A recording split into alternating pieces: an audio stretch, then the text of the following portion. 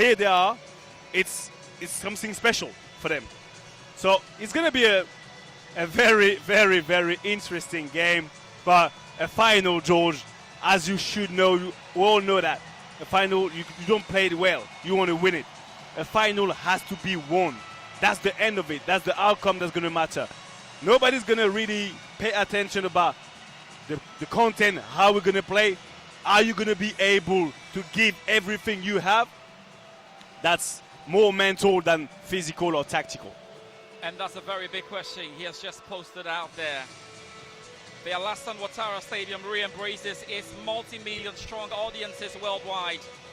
What one wonders is this 60,000-seater in northern Abidjan, entitled to dream one more time, and we'll get ourselves ready then for the national anthems, and we'll start with the national anthem of Nigeria.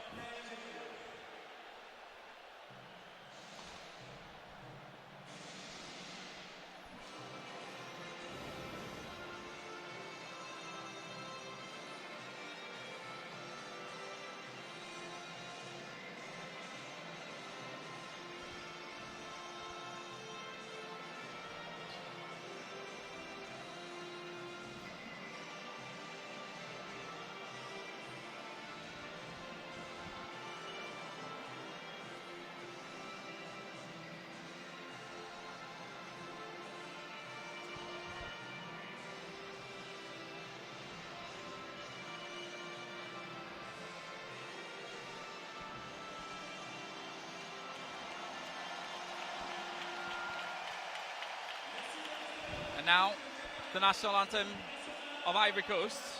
The hosts will be looking forward to trying to host and win.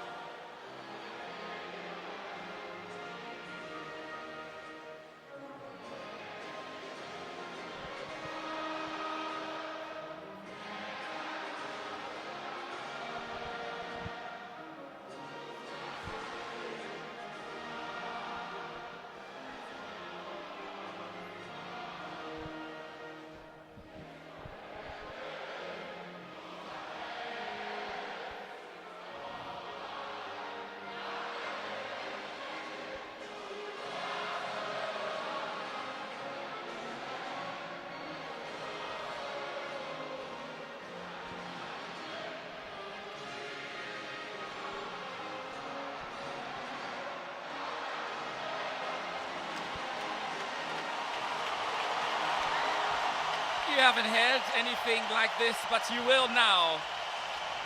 Ivory Coast and Nigeria, the Elephants and Super Eagles, each in its turn, blessed and blighted by the wonder and weight of their history. Nigeria have 3 titles, but have lost more finals. Ivory Coast are yet to score a goal in 4 finals, but have 2 titles. So, what now? Ivory Coast, what a run.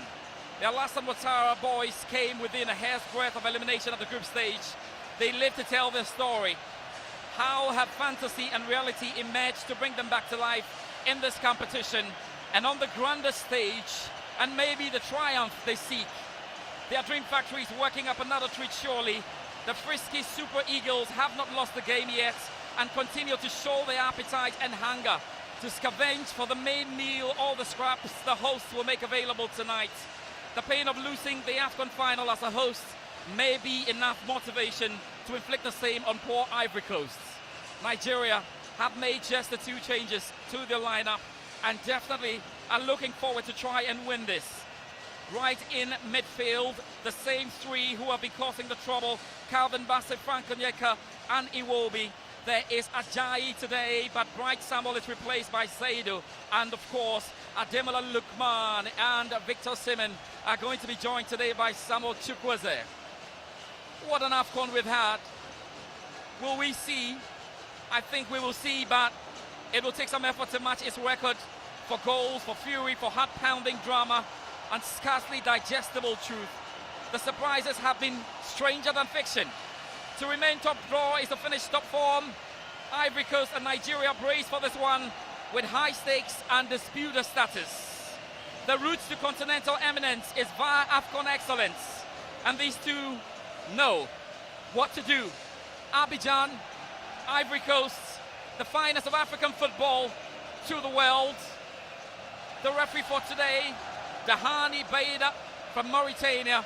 And now we go through the starting lineups of Ivory Coast. MS5 makes just 2 changes to the side that beat DR Congo in the semi-finals. Yaya Fafana always is a constant in goal. The experienced Sergio Ria replaces Stefan Singo at right back. Kosunu is back from suspension and replaces Willy Boli. He will play alongside Indika and Konan. The midfield trio is unchanged. Fofana, Seri, Kesse are back for the main thing. Up front, Sébastien Haller, who has been looking back on an eventful year after a wonderful fight against cancer, which he won. He's hoping to win another today. Max Gradel and Simon Adingra are his partners. So this should be a big one. Abidjan is ready. Ivory Coast is ready. The world is ready. Bassong is ready. And how are we going with this? We're going to go as, I would say, as quick, as excited as the team's going to go to. You know, like, when you get to that stage of the game, the tournament, you can't think too much. It's not time for deep thought. It's not time to overthink. It's time for action. And there's a big difference between those overthinkers, because there's some players, they might have played the game before, and that the level of energy, bear in mind that they've been playing so many games already. So now it's all going to be about the endurance of the determination, the endurance of, you know, the willingness to be winners. So, and that's what's going to make the difference today. Which team's going to be on top of the other one? Let's go. It's kickoff. It has started. Here we go. Hello everybody, welcome to the AFCON Final 2023. And expect the noise, expect the shouts, expect the chants, because the host nation is involved. And so is the 3-time Africa Cup of Nations winners, Nigeria. And they should be special. The president of the land is here, sir. Obviously, the president of the land is here. It's a special occasion. It's not only a football game. It's an event for the whole continent, and it's a showcase that we want to give to the world as well, because the competition has been ever so well. It's been tremendously good. We've been seeing so many emotions, so many good stuff. So now we want to end on the high as well. I think the host nation as well want to end on the high. And that's why, you know, when you've been through what they've been through, when you reach the final, you've played so many games before, you've been ups and downs. You don't want to fall short at the last step. Yeah. And this last step is the hardest ever. You want to, because now you ain't got no choice. Victor Simon, clearly watched there by Kosunu, who is back from a suspension. Simon Adingra there, one of those two players who will be seeking to cause a lot of trouble to the Nigerian sides. Simon Adingra and Sébastien Haller, like they did in the last game. Yeah, obviously they brought what they were expected to bring. They brought some energy from Adingra, you know, taking people on. You know, he's young, he's fearless, he's got loads of energy. And Haller, even though he's coming back from injury, he brought some composure up front. You know, it was his focal point. It was easier for the Ivorian to keep the ball with this type of focal point up front. He's got experience, and he's got a personal battle as well. He won, as you mentioned, he won one. Yeah. Now he want to win a second one. Yeah. So that's why he kept his place, and Adingra as well. So, and I think those two are really good to occupy the defense of the three of the Nigerians. Yeah. Because they've been solid. Yeah. They need some presence up front, you know, to really give them a game. Calvin Bassong, who has been very impressive, to Zaidou Sanisu, who is back. He wasn't in the last game, obviously had a few injury issues, and was replaced by Bright Samuel in the game. And he's back today to good effect. Nigeria, in all their 3 AFCON triumphs, beats Ivory Coast on the way to winning it. And I know Seb will be shaking his head. I've got a lot of statistics for you today. Oh, I wasn't expecting anything different from you, George. Come on, fill me in. Well, if you're watching us and listening, of course, on NewWorld TV, there's a lot to pick up from here, and we'll be going through it, of course. So Nigeria will believe that playing Ivory Coast again is an opportunity for them to go on and win another trophy. Let's see, because anytime they've won the trophy, they beat Ivory Coast. But the fans are sensing a host and win, and we're yet to see if it will happen. Seri, of course, been one of the bright lights under it. Floated deep into it, but clearly read by the Nigerian defense. Is that a quick turn? Seri again. Sergio Rear. Good cross. Sébastien Haller.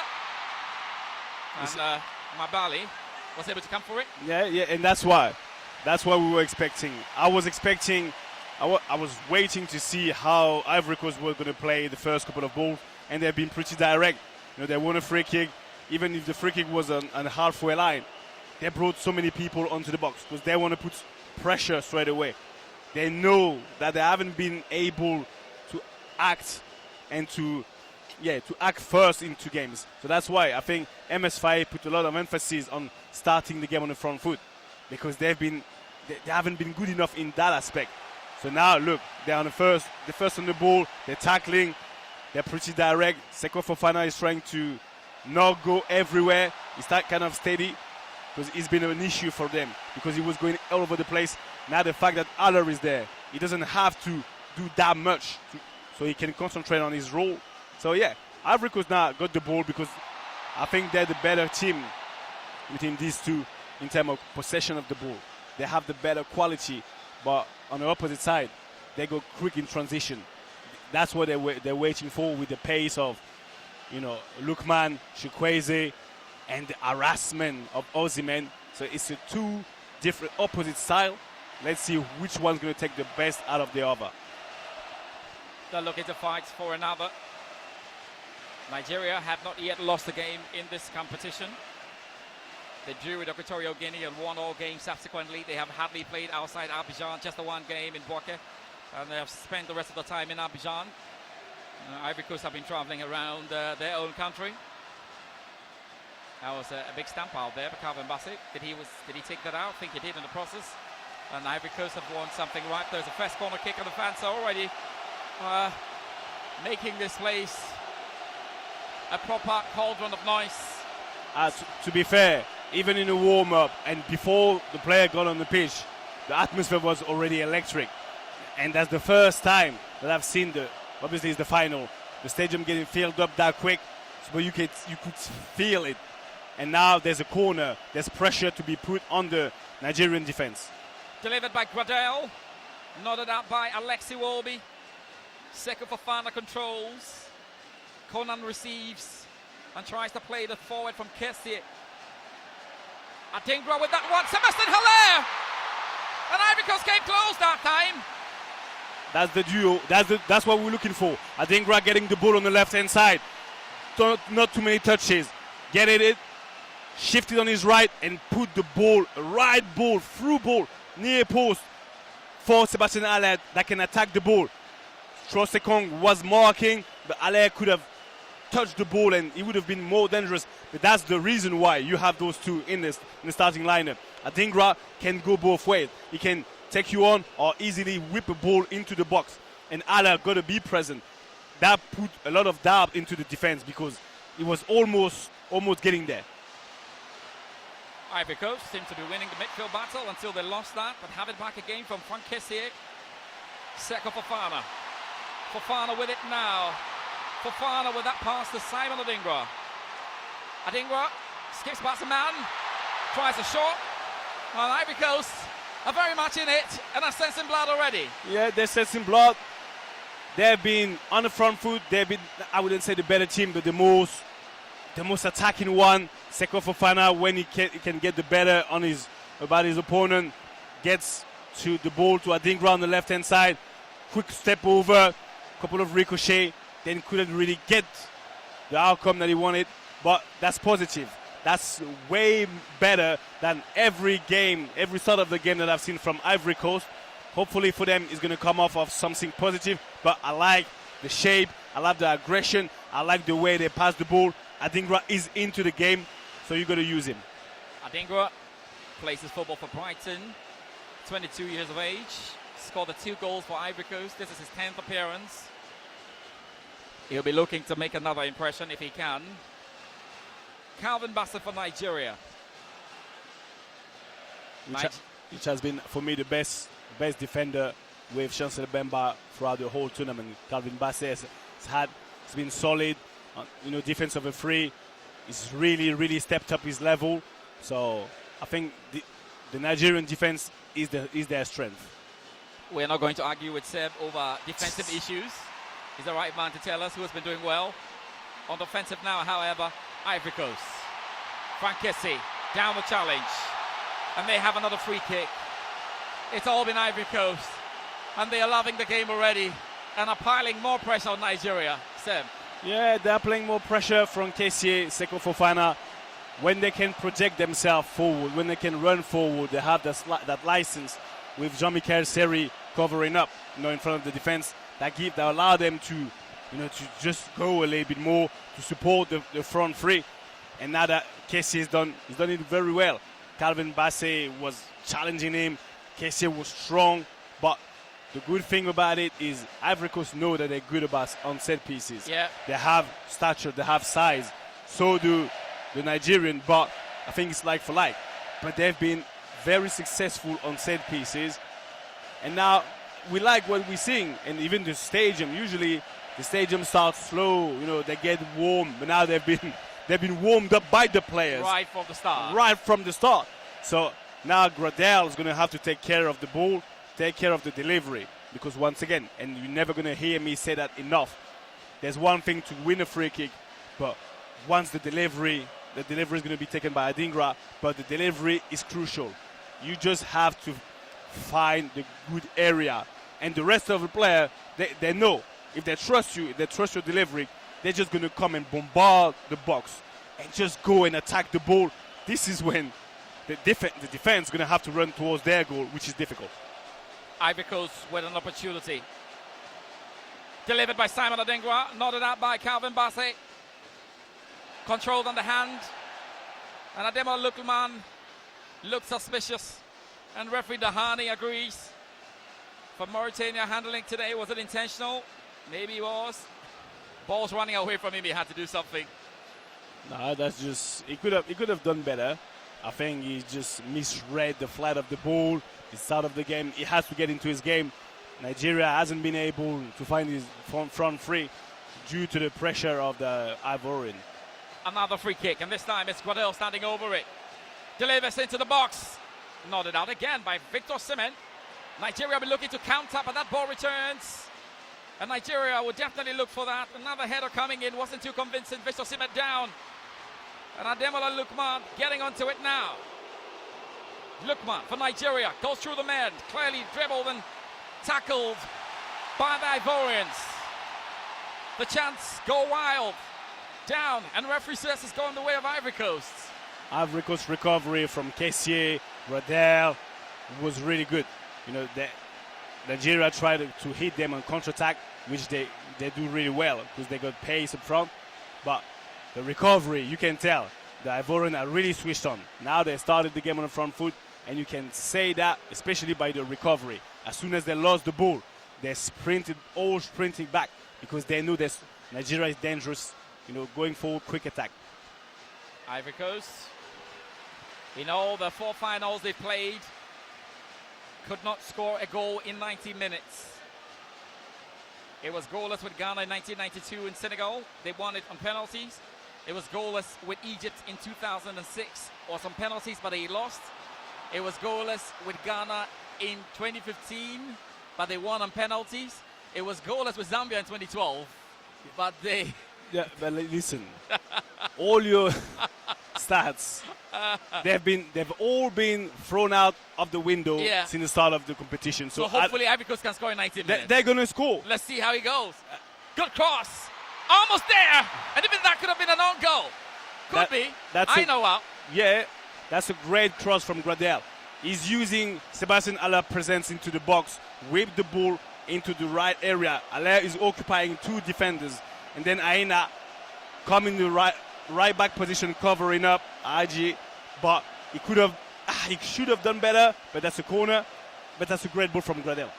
Gradel delivers again to near post. Haller couldn't quite get onto it. Seko Fofana launches that into it and straight away. And the goalkeeper has managed to keep it. Wabali, the goalkeeper of Chippa United for Nigeria, managed to handle that and well.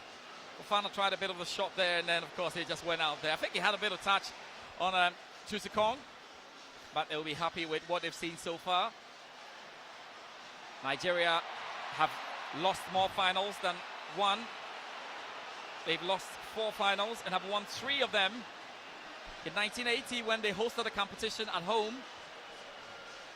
In 1994, in Tunisia.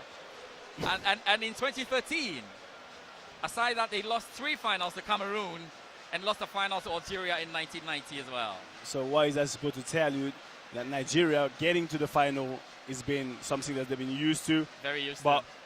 Winning it is not as easy. Winning it is not as easy.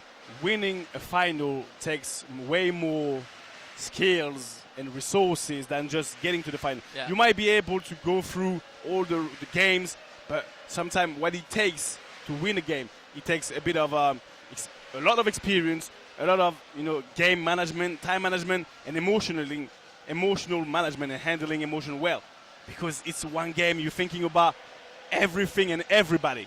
So now today, Nigeria, I think with the young player that they have, the quality that they have, where they play in domestic club, one strength added to another should allow them to handle that situation a little bit better. But right now, Ivory Coast, I think it's a very fair game until now. Nigeria looking for the run of Victor Osimhen. That time wasn't working out. We can't wait for the numbers, because I think we've definitely hit a record number here at the Abidjan, the Alassane Ouattara Stadium. Stadium was named after the man, and he's here today to watch this final. Ivory Coast are hoping that they can complete it. What a run it has been for them in this competition. Already the 6 fouls of Nigeria to Ivory Coast 1. They seem to have enjoyed the opening quarter of this game. Kusunu now into Sergio Ria. Oria with a cross again, aimed at Haller, read by Chusikong.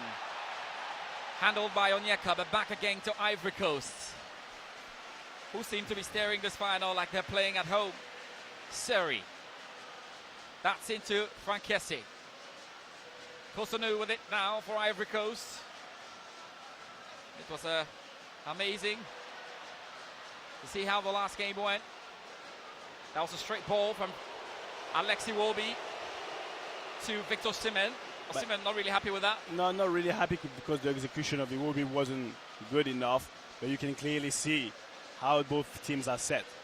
One team, Nigeria, is clearly and purposely giving the possession to Ivory Coast, because they want to hit them in counter-attack. They want to hit them in quick attack, so they purposely have a block, medium-sized block, but they're going quick. That's what Iwobi is trying to hit Victor Osimhen really quick, and Chukwueze, this is what's happening. And here Chukwueze, that one's gone to Adema Lukman. Lukman for Nigeria. Cross, they allowed it to fly in front of the goals, but then they've been able to handle it. Nigeria still on that. Onyeka, and now Osimhen.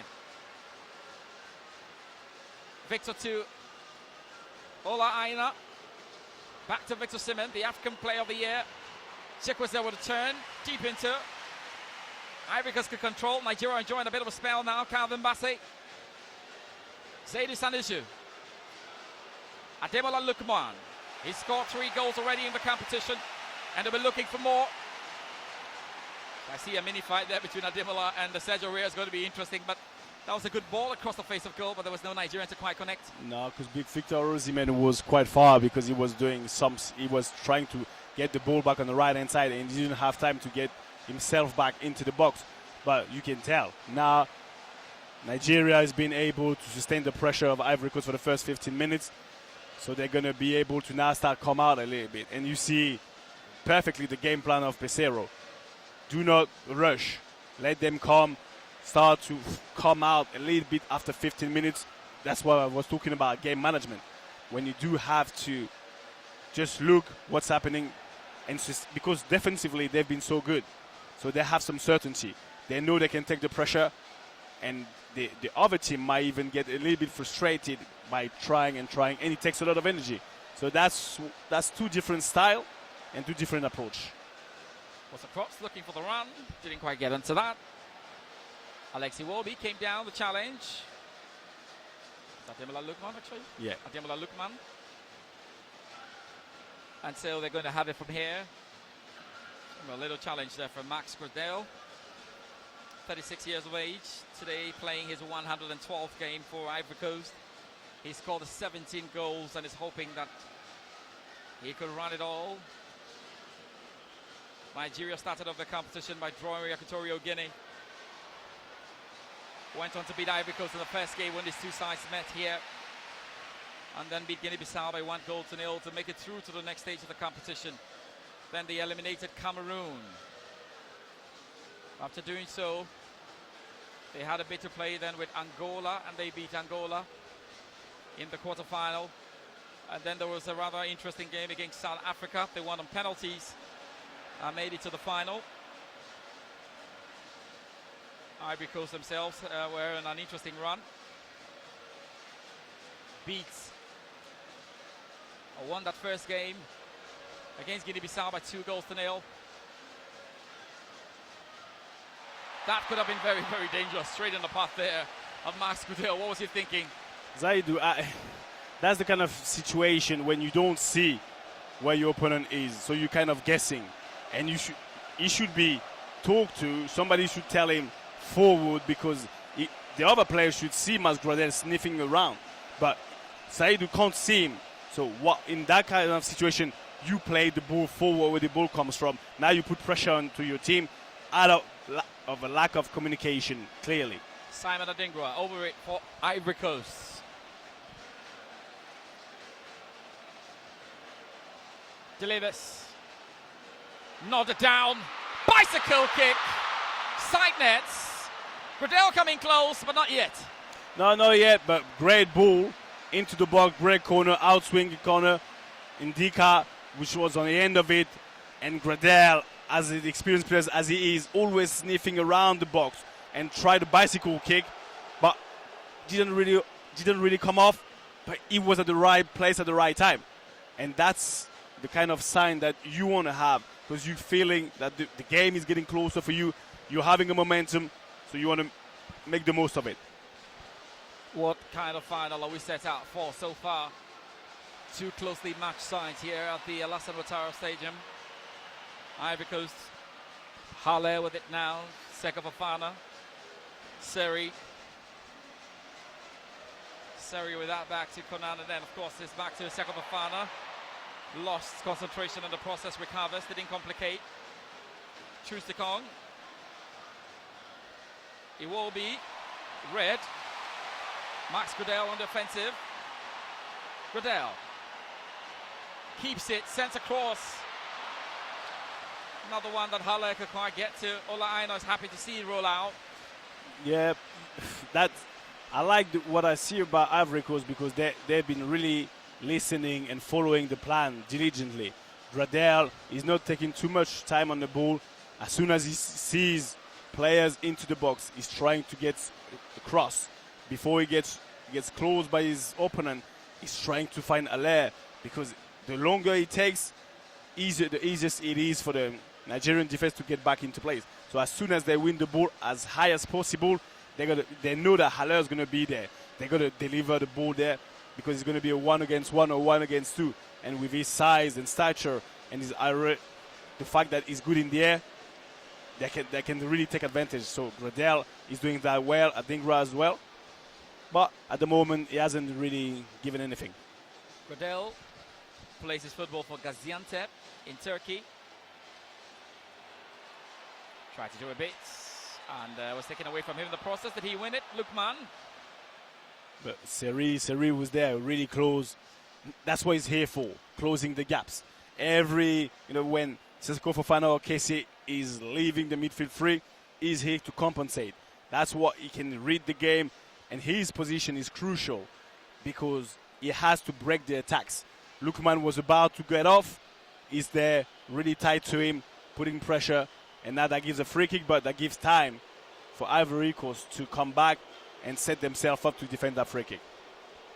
Seydou Sanusi standing by for Nigeria. floated that, flicked on.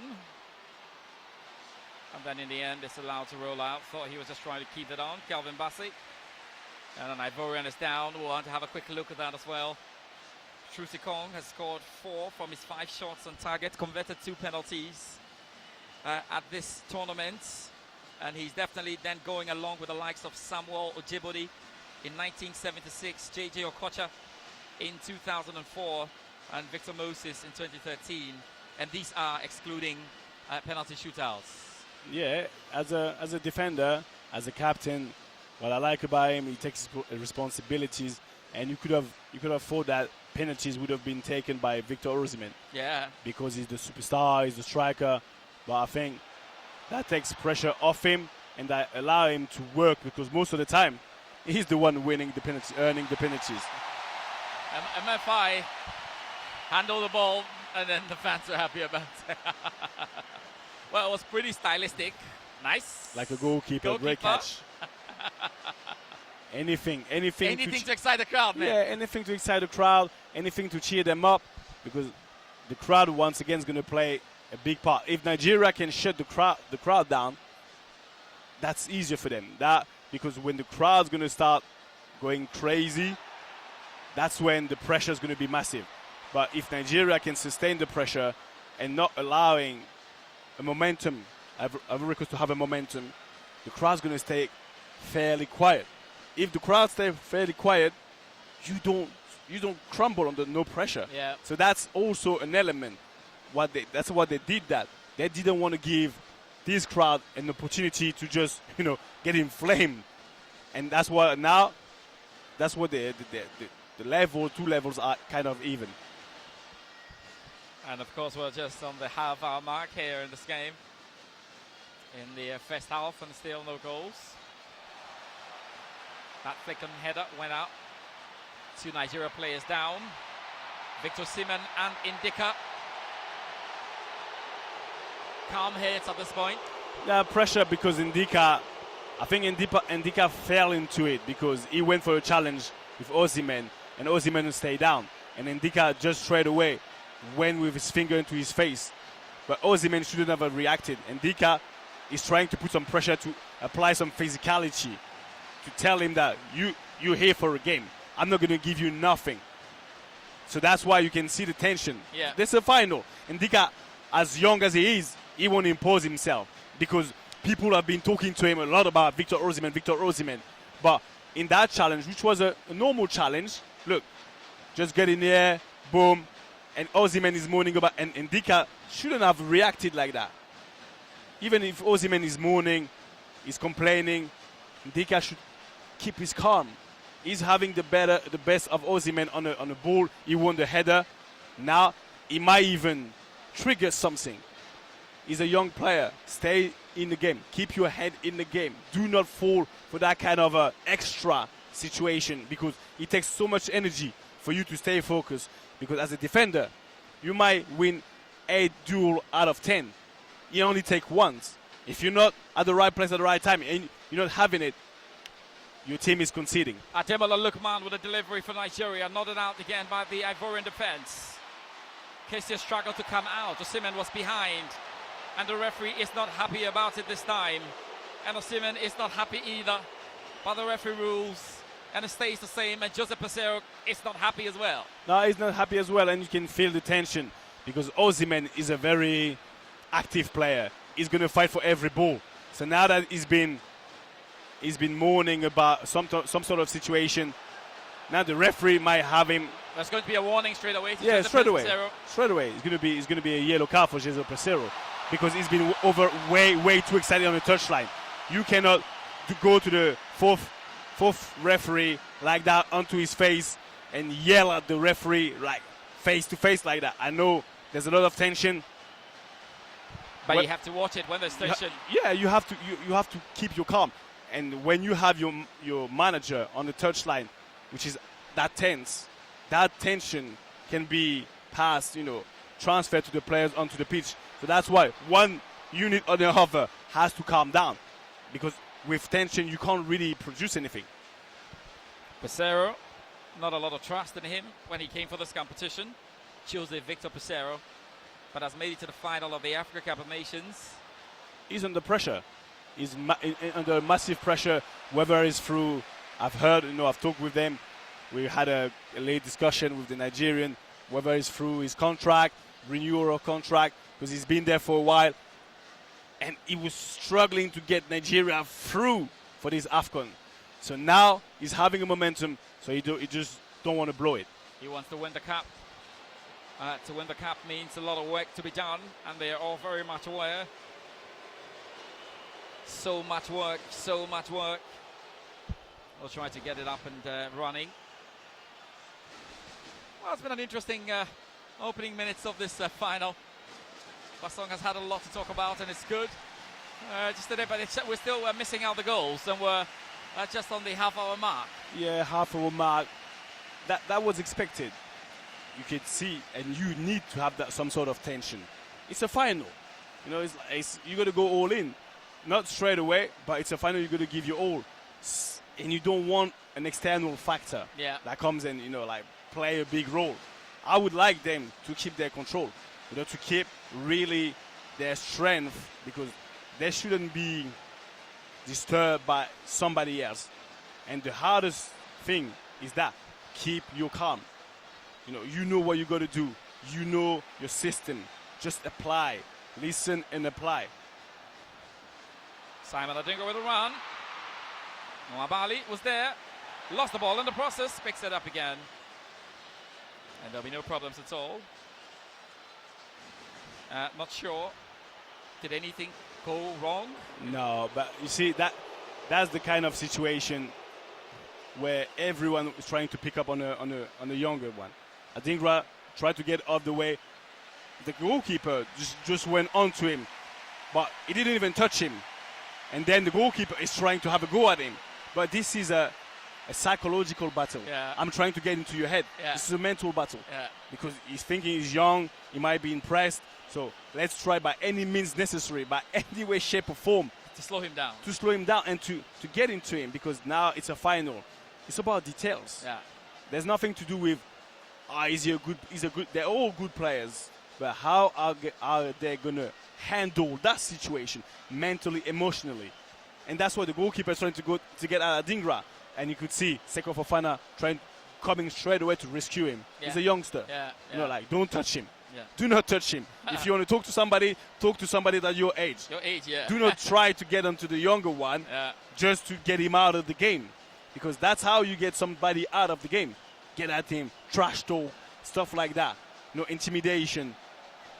Those 22 players and the rest, they will and would use anything to win. That's how, when you're a competitor, you're a winner. There's a difference between being a winner and a champion. They want to be champion. They just don't want to win games. They want to be a champion, which is different stature. The Nigerian band hoping to sing all the way to glory. The Alassane Ouattara Stadium flooded with a lot of Ivorian fans as well. With the Mexican wave at the moment in the stadium, they're loving it as much. But it really all comes down to what happens on the pitch. All of Ivory Coast goals have been scored by different scorers.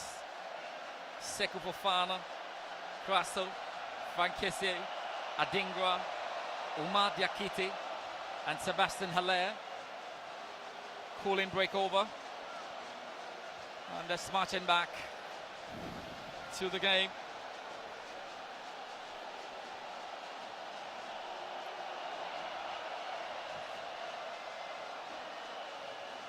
That's good. That cooling break is very important. Very. Because the humidity is up to the roof, and I think with the pressure, the tension, the players must be really, really, really tired, even after half an hour. So that cooling break is also used for the managers to give a couple of instructions, to tweak a few stuff that haven't been working well from the start of the game. And yeah, it's a tactical battle.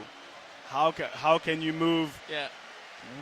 What do you see from the touchline? Because when you're on the pitch, you have a certain vision. Yeah. You see stuff that we're higher up. Yeah. So I see way better than they see on the pitch.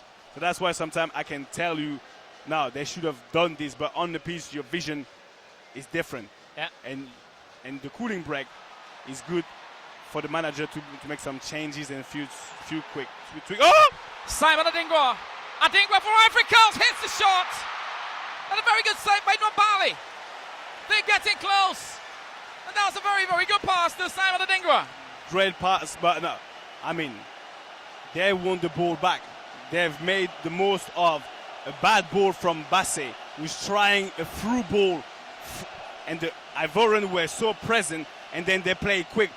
KCA found Adingra alone into the box, but couldn't really get to the bottom of the action, but that's what they're going to do, keep doing it. Gradel almost with a corner, and then the referee calls for something. There's still a lot of individual battles ongoing. And I think Bassong has just indicated that it will happen, it will continue. It's the mentality of it. That's Kanu, the Nigerian legend. The chief, we call him the chief. The chief himself, here to watch. I saw Drogba minutes ago as well. It was absolutely a delight to watch him play for Arsenal, play for the Nigerian national team, the Super Eagles. Delivered again by Gradel, nodded in by Kusunu, smashed out by Sanusi. And Ivory Coast will have it to take it all again. Conan. That went into Seko Fofana. Frankese back. And Ivory Coast are doing their very best to ensure that they can keep the energy in the stadium going. The fans have shown loads of it. Backtrack again. Conan. Back to him. Indika. Indika plays his football for Roma. 13th appearance for the team today. Kasonu controlled very well now. Looks to bring that on. Adingra to take on Onyeka. And I think in the process that rolled out. And I'm sure the referee was looking back at it. Then. No, but that's they're using their use of the ball. The Ivorian use of the ball has been great. You know, they're taking their time because Nigeria is playing free at the back.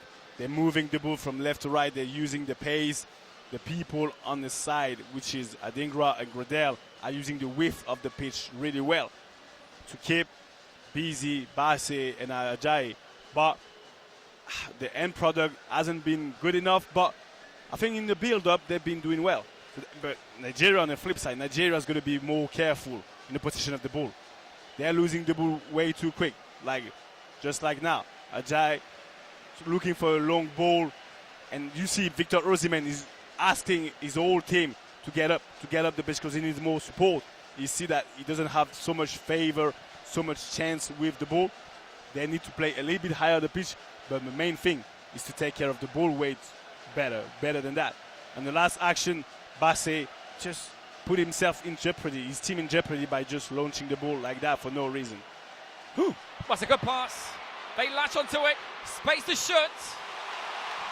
And a very, very good interception there by Kusunu. And Nigeria have won themselves that first corner of the first half. And they'll be looking to connect from there. That was a good spacing there again. Situation, perfect situation that showcased what Nigeria is about. Quick attack. Allah didn't pass the ball well. Lateral pass has been intercepted. Then EOB one pass, one touch forward into the space. But Kusunu, because he's young, his athletics, he was able to come and recover. That's why he's been put back, because they need legs. Corner kick floated. Nigeria heads go up. Trucy Kong! Trucy Kong with the first goal for Nigeria. He rose highest and nodded that into the net. And Nigeria gained the round of play. Have managed to put your noses in front. That's a proper goal. Trucy Kong with his third goal. And what a way to get this game up and running. The blue touch paper is well and truly lit. And the Super Eagles have their goal. Honestly, I'm emotional. I'm getting emotional because I was speaking with him. He went for it like the ball was in the air. And that's the desire. That's how much do you want it. And that's what I was talking about. How much do you want it? He wanted it more than Serge Aurier. He went to the ball. He just ran, got that leap, and just smashed the ball into the top corner. But that kind of header, it's all about the love, the desire. And now Ivory Coast is one goal down. Trusekong, as a great keeper, has scored again. He has been absolutely majestic for the Nigerian national team. And has scored his third goal of the competition. What a header from him. Glancing header. Trusekong. Now Ivory Coast need to react like they've been reacting in games. They're on the front foot, but they didn't make it work. And Nigeria are happy to take it away. And now the crowd will have to go through the trying moments. What a goal again by Trusekong. He's been really, really excellent. A proper leader, controlled all the time, scoring crucial penalties, and now scores a a peach of a goal in the final. Yeah, and that's what we were talking about handling situation. How can you make the most of those momentum? Nigeria had a corner which has been won from a quick attack, and they made them pay. I wouldn't say that Ivory Coast had so many great opportunities, but they were, I would say, the most going forward team. They were having the ball, but Nigeria is comfortable leaving the ball to the opponent. That's what now Ivory Coast is going to have to be even quicker and better in their use of the ball. If they want to break down this defense of 5 players, 3 central defenders and 2 wing backs, the movement, the pace of the passing is going to have to be a little bit quicker, because now Nigeria is going to be comfortable sitting back a little bit more and hitting them in counter-attack. But Ivory Coast has been there before. There's nothing surprising for them. They've done it and they can do it again. Ivory Coast are playing now. Was a great pass into it again, but Nwabali handled that very well.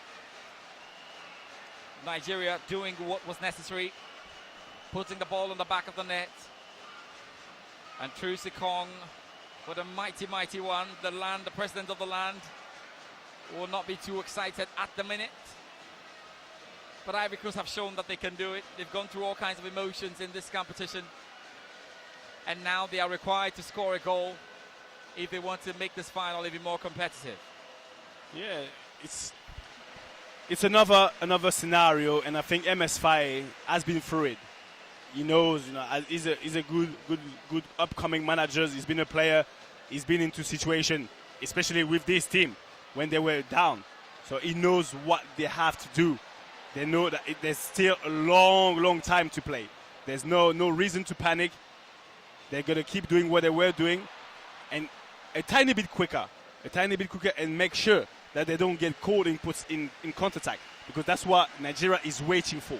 They're just waiting diligently for them to make a bypass, and then Osimhen on his bike. Here we go. That's a pass to Frankesi, couldn't quite get onto it. And very well, the Nigerians were trying to take it out again, but has been lost by Iwobi. Max Goodell. Ivory Coast need to go badly back in then. Ademola Lookman over it now for Nigeria. We'll be looking for the support. That was a quick flick, but clearly read again. Siri. Seko Fofana. Konan. Adingra. They need to provide and produce the magic. Adingra's cross. Nodded in. Haller couldn't quite get onto that. His momentum almost pushed the Nigerian down, and the referee has gone for a free kick for Nigeria. And it's the thing that plays on your mind. After you've played so well, and then you open it against around the play, scores the goal, you've got to kind of put yourself back in the right frame of mind. Yeah, I think the difficult thing for the Ivorian is they must have been thinking that they were the most dominant team. Yeah. So they must have been thinking, it's unfair, we conceded, so now they got to get themselves back in. But I think that was part of the Nigerian game plan. And you haven't seen Sébastien Haller for the last 10-15 minutes much. Yeah. You haven't mentioned him, which goes with the coming back into the game of the Nigerian. If Haller is a bit more active, we can find Haller a lot more. You releasing a lot of pressure off your back. Now you can't find Haller. You haven't found him for a while. So that's why they're going to find him back. They're going to get back into the game and find him. Haller. That pass was too quick. Showed too much of that to the opponent. He had it, but Ivory Coast have another chance. Second by the cherry. Adingra. Then into Kessie. Sekou Fofana controls. That's incomplicated. Sergio Ria. Max Gradel, Sergio Ria, Calvin Bassong, Alexi Iwobi for Nigeria, and then to Sanusi. Looking for the run of Victor Osimhen. Osimhen has it somehow, and almost before he turns, referee whistles. But that could have been a dangerous situation if he did turn. That was a dangerous situation. And when you have Victor Osimhen just like harassing you, you can hear, you can feel his breath on your ear. And that's what Kusunu now is a bit, not panicking, he's handling it well. But Osimhen is never going to stop. He's going to come at you. He's always going to be a nuisance. He's going to make it so difficult for you. Osimhen is trying to get this again. Kept it in play. And went down. I think the referee was going to allow it to go, so Ivory Coast have it all to go. I think he struck the man off, maybe. Yeah, he's a bit struggling with his maybe ankle or so. Tried to place on the pass, was clearly right there, and there were no problems that time.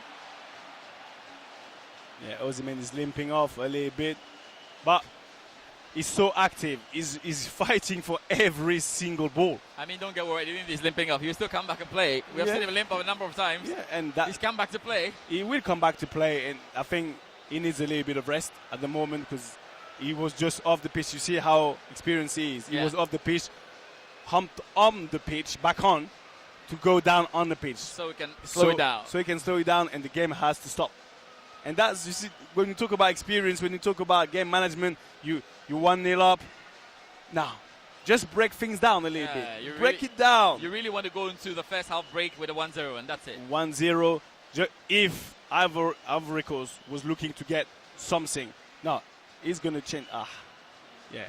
Oh, Osimhen. He's very active, very, very active on the front. I don't even know why he tried to keep the ball onto the pitch. That's adrenaline. That's his desire to make the difference because he knows he has one game now. There's only one more game. To win the Africa Cup. Only one. It's not much. You've played maybe 7 early on. Yep. That's the last one. That's the last one.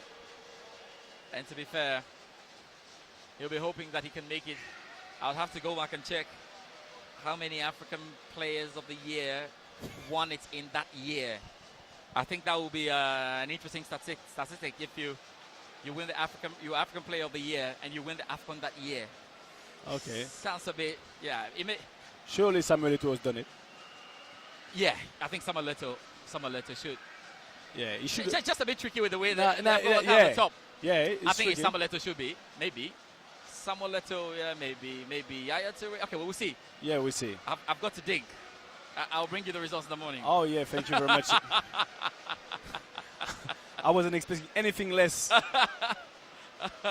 So it's just a thought that came through. But well, the Super Eagles are leading by a goal to nil. I'm very happy about it now. We're looking to go into the break with that. Whatever the case is, it looks like Ivory Coast have kind of slowed down a bit. They were very much on fire in the opening minutes of the game. The crowd as well have had to calm down, and they've got a bit of thinking through as well.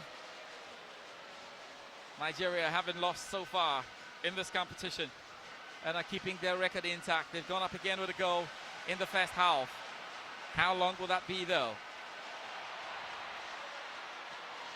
Oh well, the goalkeeper had to be careful. Kosunu. That's so very sticky. That's sticky, and that's so unnecessary. Why are you trying to play out from the back? There's additional time. Why are you trying to put Kusunu into a very uncomfortable situation, which give a good throwing into your half to Nigeria? Kick the ball away. Throwing. Chikwaza couldn't handle it. Then that goes out for their own sake. They really had to be careful with that. Half of the time for added on time down already. But Ivory Coast have been in this situation before. The only question is, can they come out one more time? They are required to come out, or if the scoreline remains the same, then Nigeria will gladly win their 4th African title.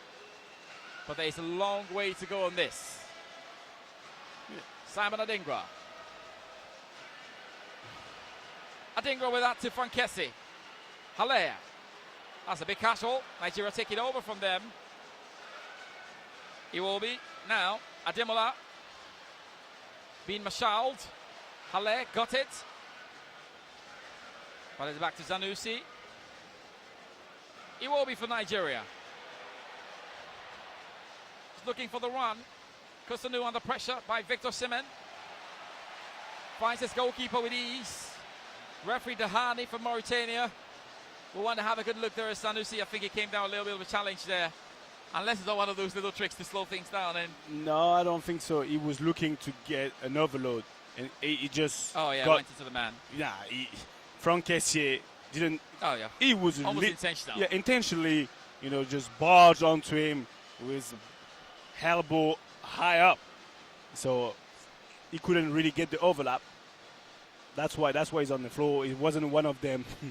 It wasn't one very, unnecessary situation. But still, that breaks things down, and that's going to surely get both teams to halftime the way they are right now. Ivory Coast perhaps with a final chance to rescue themselves before the end of the first half. Simon Adingra orchestrating. Conan in support. Second for Fana with a shot. And then Wabali was right there to handle that. Great shot from distance. When you have a solid defense like that, you're going to try to shoot from distance, because that's one of the only way to break them down and to make them come out, especially now that they're 1-0 up. They're surely not going to come out that easy. And that's half time. Referee Dahani calls for the end of the first half. Nigeria lead by 1-0, and what a goal it was from Trusikong. He absolutely did a fantastic job. Rose highest, and with that wonderful touch of the ball, managed to score and put his nation up in front. Trusikong now with 3 goals in this competition after also converting 2 excellent penalties for Nigeria. And the Super Eagles have their noses in front as they head into the tunnel. It's been an interesting game, because you could easily say that they have done their bit. Ivory Coast played well. It wasn't something that they were totally out of, but Nigeria were there when it mattered the most. Yeah, and Nigeria's been really efficient in both boxes. They defended their boxes well. They led the possession. They gave the possession to Ivory Coast on purpose, and they tried to hit them in counter-attack. I think they followed their game plan really well, and so they're 1-0 up half-time. Let's see what the second half is going to bring us. Alassane Ouattara Stadium after 45 minutes. Nigeria lead Ivory Coast by 1-0. We're back with more.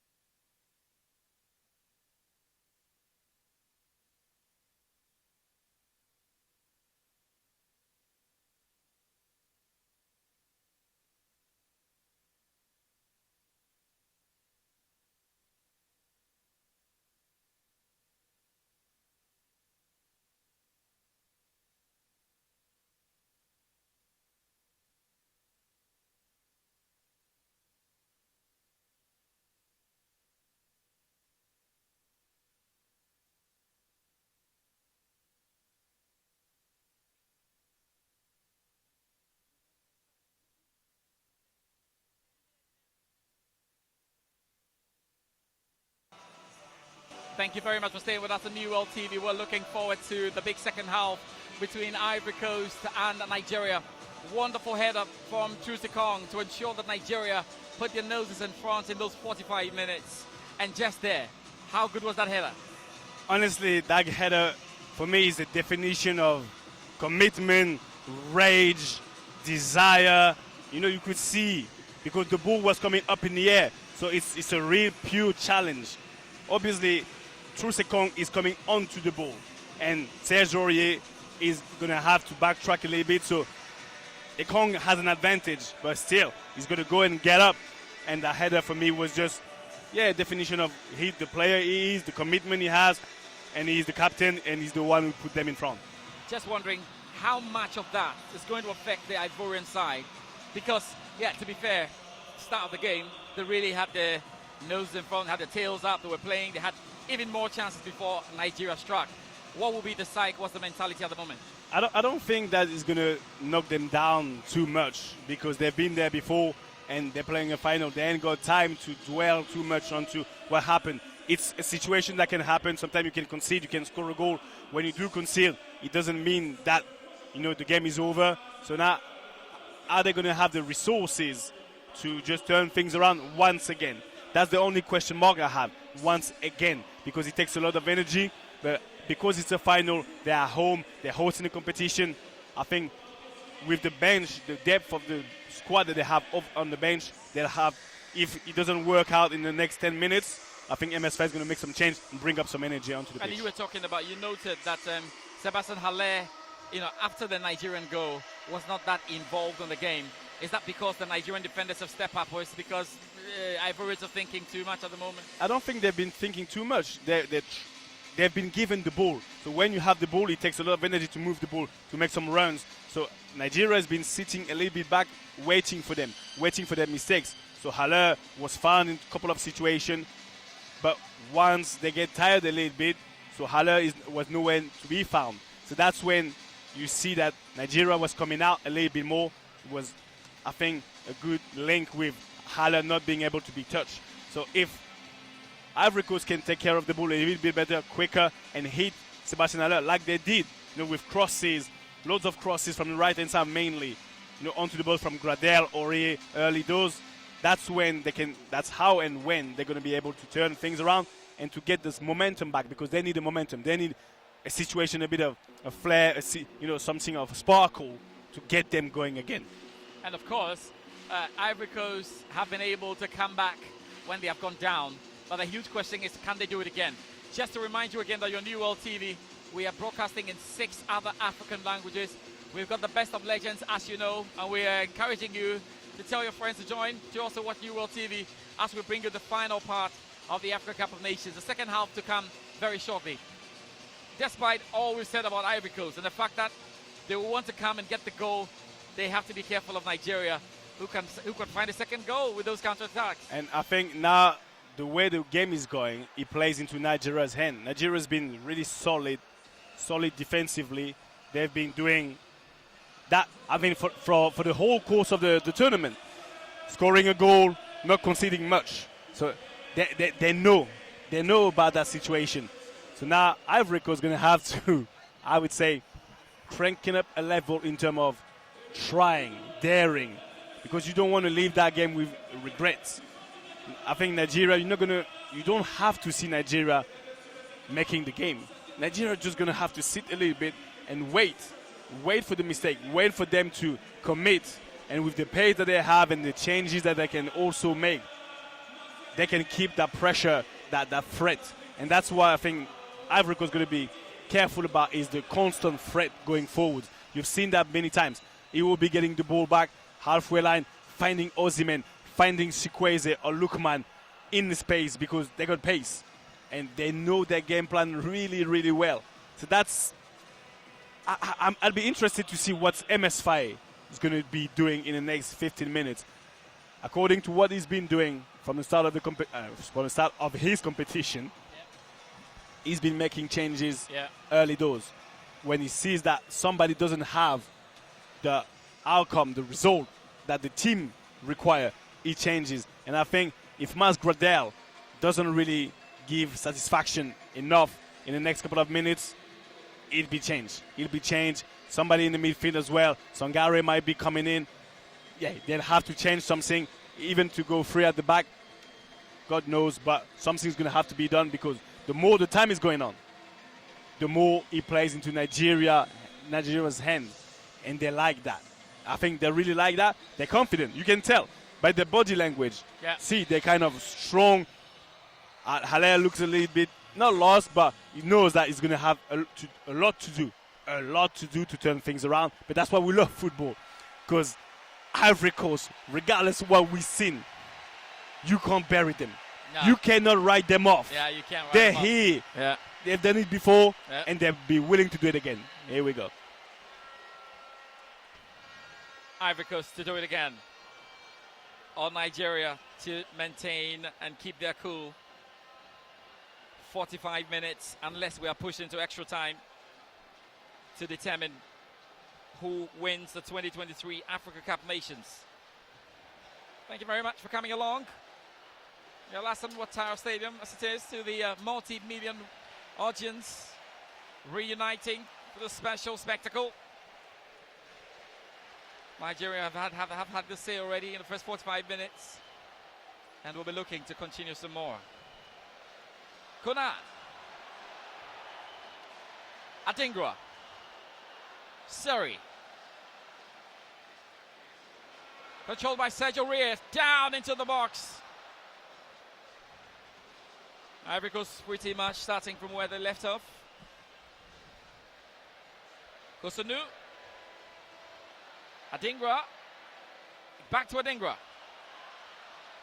Now Ivory Coast begin to find something from here. That pass was read by Ajayi. Victor Simon controls down. Very clever. And he got a foul. Very clever. You should have, I don't know if you picked it up, but when the ball was coming into the air, Victor Simon just gave a little look about where the defender was, and he just dumped it. He didn't go for the ball. He just went around and ended up in front of Ndika and then get a foul. I don't know if a lot of people can pick that up, but that's such an awareness about everything around him. And that's what he's always in anticipation. What are you going to do? Are you under pressure? How can I apply more pressure onto you? So that's why Osimhen is a nuance for the defenders. Semi Ajayi plays for West Brom, 26 years. And he's doing his 34th appearance today for the national team. Scored the one goal. That's a good ball, looking to find Adingra, but of course I was watching it all the way. And Ivory Coast can come around with at least what is going to be a throwing. The crowd are beginning to get behind their team. They've got to do that. Conan. Across that face. Cesarea. Gradel goes down. There's a foul. That's a foul. And Ivory Coast will be happy with that in that area. But in the same breath, they have to be wary of a counter-attack from Nigeria if they lose that one. No, but when you are into those situations, you're almost into their box, you have a very dangerous free kick that's going to be taken care of properly. Once again, Gradel has a big responsibility. It's close to the box, put some pace, great area, but it's all about the delivery and the connection between the delivery and the attacking of the ball. Spread yourself well into the box and just attack areas and then look at the ball. There's only one ball, so just go for the ball, but the delivery is going to be on point. Those are situations that can get Ivory Coast back into this game, and really, if they score really quick, this game is going to become very, very interesting. Gradel for Ivory Coast. Drogba looks very concerned. Loaded into the box, nodded out by Osimhen. Handled by Adingra, left some space. Ndeka smashes, and finally out again. Some good work there by Onyeka. But Ivory Coast are still on. Adingra into the box. Adingra with a cross. Goal. That's a goal. Gradel! Oh my God. And that was read again by the Nigerian defense. Wabali was able to pick it up. Oh well, they were close. That was close. That was really well played. Adingra who takes the better of Aina, gets in front, but doesn't wait once again. Just feeds the ball across. There's a ricochet by the goalkeeper, and then Calvin Bassey just goes down on his knee, which allowed to have a small deflection because the ball was going right into the back of the net. And great defending by Bassey. And almost with the ball there to Demola, they had to control that, they did.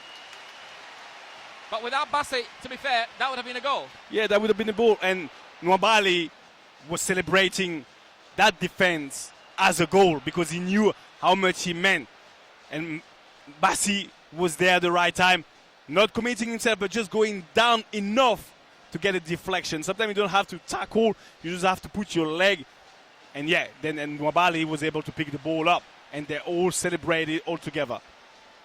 Good on for Ivory Coast, who are looking to find their way back into this game. They almost did. Adingra now for Ivory Coast. Had to deal with two. In the end, it's going to be a throw-in for him.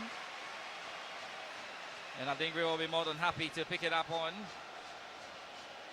Onyeka has had a lot of work to do today. That was into Seko Fofana. Referee allow play to continue. Yeah, but there's a handball by Fofana.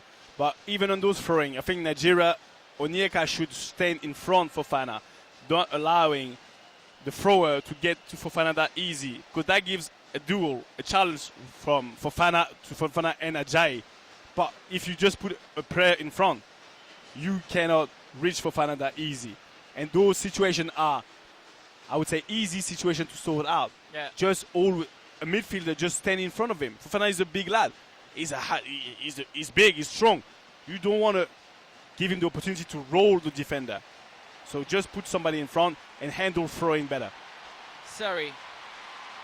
Badel gets onto it. Penalty. Badel. Penalty, VAR. Well, referee hasn't looked at it unless it's going to be called back to have a look at it. Has he been called? Is he listening to anything yet? I think there's something that happened. We'll have another good look at it there. The referee has called for stop. Not yet. Well, we'll have a good look at it.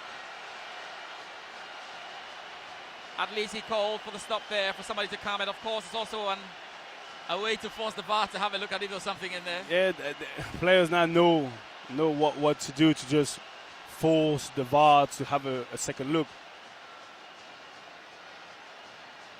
I mean, he went onto his foot. For me, there's no penalty because for me, and I'm not a VAR expert, a referee expert. Yeah. But there's some sort of a Max Gradel going into him with quick feet. I know Max Gradel goes quick feet, but I don't see a clear trip action. Globally, I love what Trust Ekong is doing. Do not get into any trouble. Globally, what are you trying to do? Just stay away. Stay away. You're not helping anybody. You're putting the referee into tension. And the Trust Ekong, as a good captain, is pulling him away. But the referee, I think the referee is going to book him. Yeah. You don't have to do that. You don't have to show. You don't. What are you trying to show? What are you trying to show? You are in a situation where you can be booked. You can consider penalty, and you're being overexcited. You're not going to show anything. You're not going to prove anything. That's for me the biggest player, the best player. They keep their calm. They keep them calm because there's so much at stake. Do not let your emotion run you, because emotion takes you further than you want to go, and they keep you there longer than you want to stay. Yeah, that's right. Right? So Nabwali, he might have to play a big part into this game. Stay into your game. You don't have to prove anything to anybody unless you have to make a save, unless you have to play. But those confrontations are pointless. For those who are wondering whether it's going to be a penalty or not, clearly no penalty. It's head-on. So Nigeria have it all to do. The FIFA president, Gianni Infantino, Arsene Wenger, the former Arsenal manager, and the CAF boss, Patrice Motsepe, here to watch this final. There's also the president of Ivory Coast, Alassane Ouattara, whom the wonderful edifice here in northern Abidjan is named after. It's been great traveling the cities of Ivory Coast. I think we were everywhere. Oh, yeah. In San Pedro, in Corrigo, in Yamoussoukro, in Boaké. That's a tap by Chikwueze. Now into Osimhen. Chikwueze couldn't quite collect. Osimhen still hovering like he does. Seri in two minds at the moment. Finally, let's go. Ndeka to Konan. And back to Seri. Great pressure. And that's a good one. But good pressure by the Nigerian Osimhen, which is not doing a silly foul. He's just waiting to block them one side. And then Jean-Michel Seri, with a lot of composure, who came out of that situation. But still, the Ivory Coast is technically good. It's a good team. So they can come out of those situations. But Nigeria is pressing and is locking them one side, not letting them switch the game that easy. Ivory Coast have work to do, but Nigeria are up with a substitution. Samuel Chukwueze is coming off, and it's Moses Simon, the man we expected will start, is coming on. Why do you think so? Has he been that effective, Chukwueze? No, he hasn't been that effective, and I think, Moses Simons was playing most of the game. It was just a choice maybe in terms of defensive. I don't know. Look, they got options going forward, and Moses Simon's going to be adamant to show what he's about, to show his skills, his pace, and to work for the team, because what matters now is the team winning this game. Ketsi, and now the cross. Adingra with the ball. And the air calls for a handball or a foul ball. A handball. I'm not sure if the VAR or the referee is going to be picking that up that time. Another look. No, it's all right. It's all right? No, it's all right, because his arm is not even away from his body that much. It doesn't make his body surface bigger. So obviously the crowd's gonna look for something. It's gonna ask for a VAR check, but there was nowhere near it. Oh la la, oh la la. Well, and that almost could have been dangerous there, because Halle had read the run. Nigeria. And this time, Lukman. Good defending by Kosunu. Sergio Rier. And now into Frank Kiese, surrounded by three Nigerians. And perhaps that was just too much of pressure there. And the referee thought they had taken the ball illegally and called for an infringement all the way up Ivory Coast. This game still has a lot of life. Of course it has a lot of life. Now we're going to approach our mark. Players going to have to eat from each side to give a little bit more. That's what substitution is going to come. Max Godel. That pass went into Kiese. Smacked out there by Onyeka. Still Ivory Coast are dealing with it now. Spread on the play. Kona. Adingra. Hoping to weave his magic. Adingra with it. Seko Fofana. Now rolled into Seri. Took a break, hit a shot. And well, that was the offering. Was it good enough for a goal this time? No, it wasn't good enough. It wasn't on target. But Seri, got the best out of Iwobi. Got on his right foot. Was a bit off balance. He's not known to have that kind of long shot distance strike. But still, I think that's promising. You got to keep doing it. You got to keep moving the ball, trying to find more combination. That's why we haven't seen Halle, whether it's in the box, but into those combinations. I need to see Sébastien Halle occupying those three defenders a little bit more, being more available, asking for the ball, setting things up. If you can't find him into the air, you got to find him into his feet.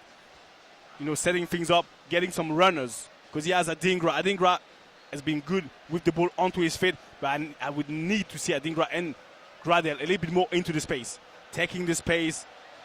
But at the moment, they're not doing it at all. Seko Fofana with that into Simon Adingra. Adingra with it, lost balance slightly. Still Adingra. Pooped across, header caps in, and Nigeria survive again. That Adingra was waiting a little bit too long. Well defended by the Nigerian, who wasn't committing. But that was a misunderstanding. Bassong could have done better. He should have cleared the ball. Then Fofana, I think, right in the box. When he is into the box, you can't touch him. You cannot touch him because you got to be careful. And that's why he's going to try to trick. Kessié was on the end of it. The header wasn't that powerful. But I think when you make the most of your opponent mistakes, you can really get your chance. And now Ivory Coast is going to win the ball higher up the pitch. Yeah. When they put pressure onto Bassong, onto whoever, Onyeka, even Iwobi, if they're trying to build the game up, this is when they can find Haller. If they have to travel 60, 70 yards to find Haller, Haller hasn't been in great physical form. He's coming back from injury. He's not as fit. Look at his face. He's struggling. He is literally struggling. So you got to find him into the box. Otherwise, you better change him. Nigeria have it. After every 15 minutes or so, I drop another start. So why is it? Now this time, in AFCON finals history, every host nation that makes it to the final has won it, except Nigeria. Oh. So if any country will have the power to inflict the pain, it must be Nigeria. Nigeria lost to Cameroon. Cameroon punished Nigeria in 2000 after a 2-2 draw. Cameroon won by 3-2. And that ball bouncing.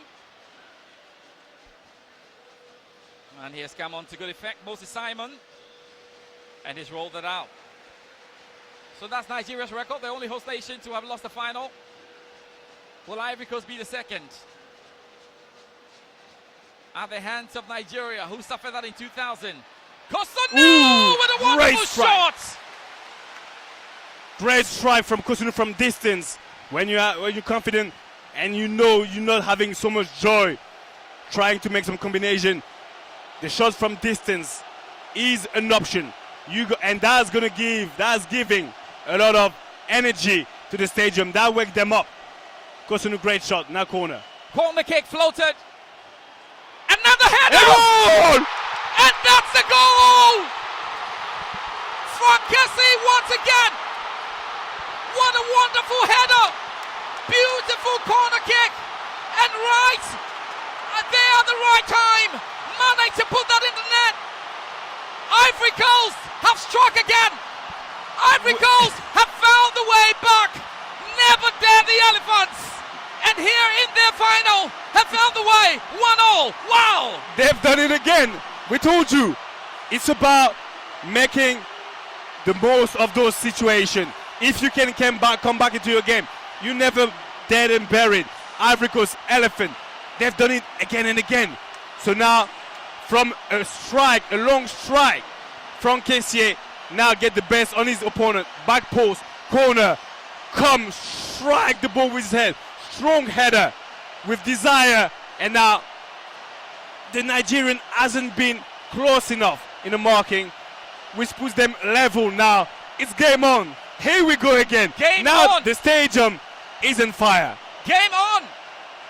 This stadium has become a cauldron of noise. The Ivorian Dream Factory is working up another treat, and it started with a goal from Kessié. We knew there will be a response. What a response!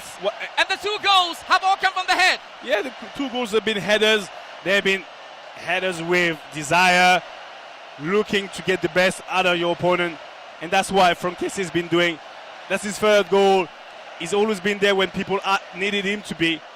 That's fair, and that's good for Ivory Coast. They came back at the right time. I think they really came back at the right time. Now it's game on. It's going to be a total different game. Now, how Nigeria is going to handle that situation? How are they going to react? Let's see. What a final we're having. Kessié has scored the first goal in finals for Ivory Coast. He has broken the record. Yeah. 4 finals, nobody scored a goal. Kessié scores a goal now. I told you that record was going to be broken. They're breaking all the records I'm bringing up, but more records on its way. Yeah, obviously, record have to be broken. Yeah, some point. At some point they have to be broken, and this one now is going to give a wonderful game. I think this game is going to, we can't really predict the outcome of this game. They can even find another. They can even find another. The Ivorians are making this place an absolute hostile environment. Off they go. That's a quick turn. Adingra. Conan. Can they find a second? Surrey. Crossed over nicely. Sergio Rear. Try the cross. It's nodded in by Iwobi. 2 players down. Referee allowed play to continue. And now Ademola Lookman. It's an Ivorian down. The crowd will want attention, but the Nigerians are still holding on. And maybe they have to heed to the calls of fair play. And they do. So the player can have a bit of treatment in that spot. But wow, what a tournament. I don't know. I know when I get back home, I don't think I'm going to be having good. I mean, I'm going to be dreaming about these games over and over. They're hard to forget. Of course, they'll be hard to forget. And I think credit to the players, credit to the way they're handling situation. Because now it's a total different game. And that's what you've been looking for. Unbelievable. Unbelievable. Pure electricity in the stadium, generated by 60,000 fans here and 28.873 million fans in the country and around the world. But yes, Nigeria is also a country of 200 million plus. Oh yeah, and they are tuned in as well. They're very tuned in, and I think now it's going to be very interesting how Nigeria is going to have to come out again. But I don't think Nigeria is going to change the way they played. No. They're just going to keep doing what they've been doing. Not coming out too much, giving the ball, leaving the ball to Ivory Coast, because Ivory Coast is Nigeria is the most dangerous when the other team has the ball and they can break them. In transition, their transition has been good, but I'd like to see Alex Iwobi a little bit more, because now Nigeria hasn't been good enough in possession of the ball.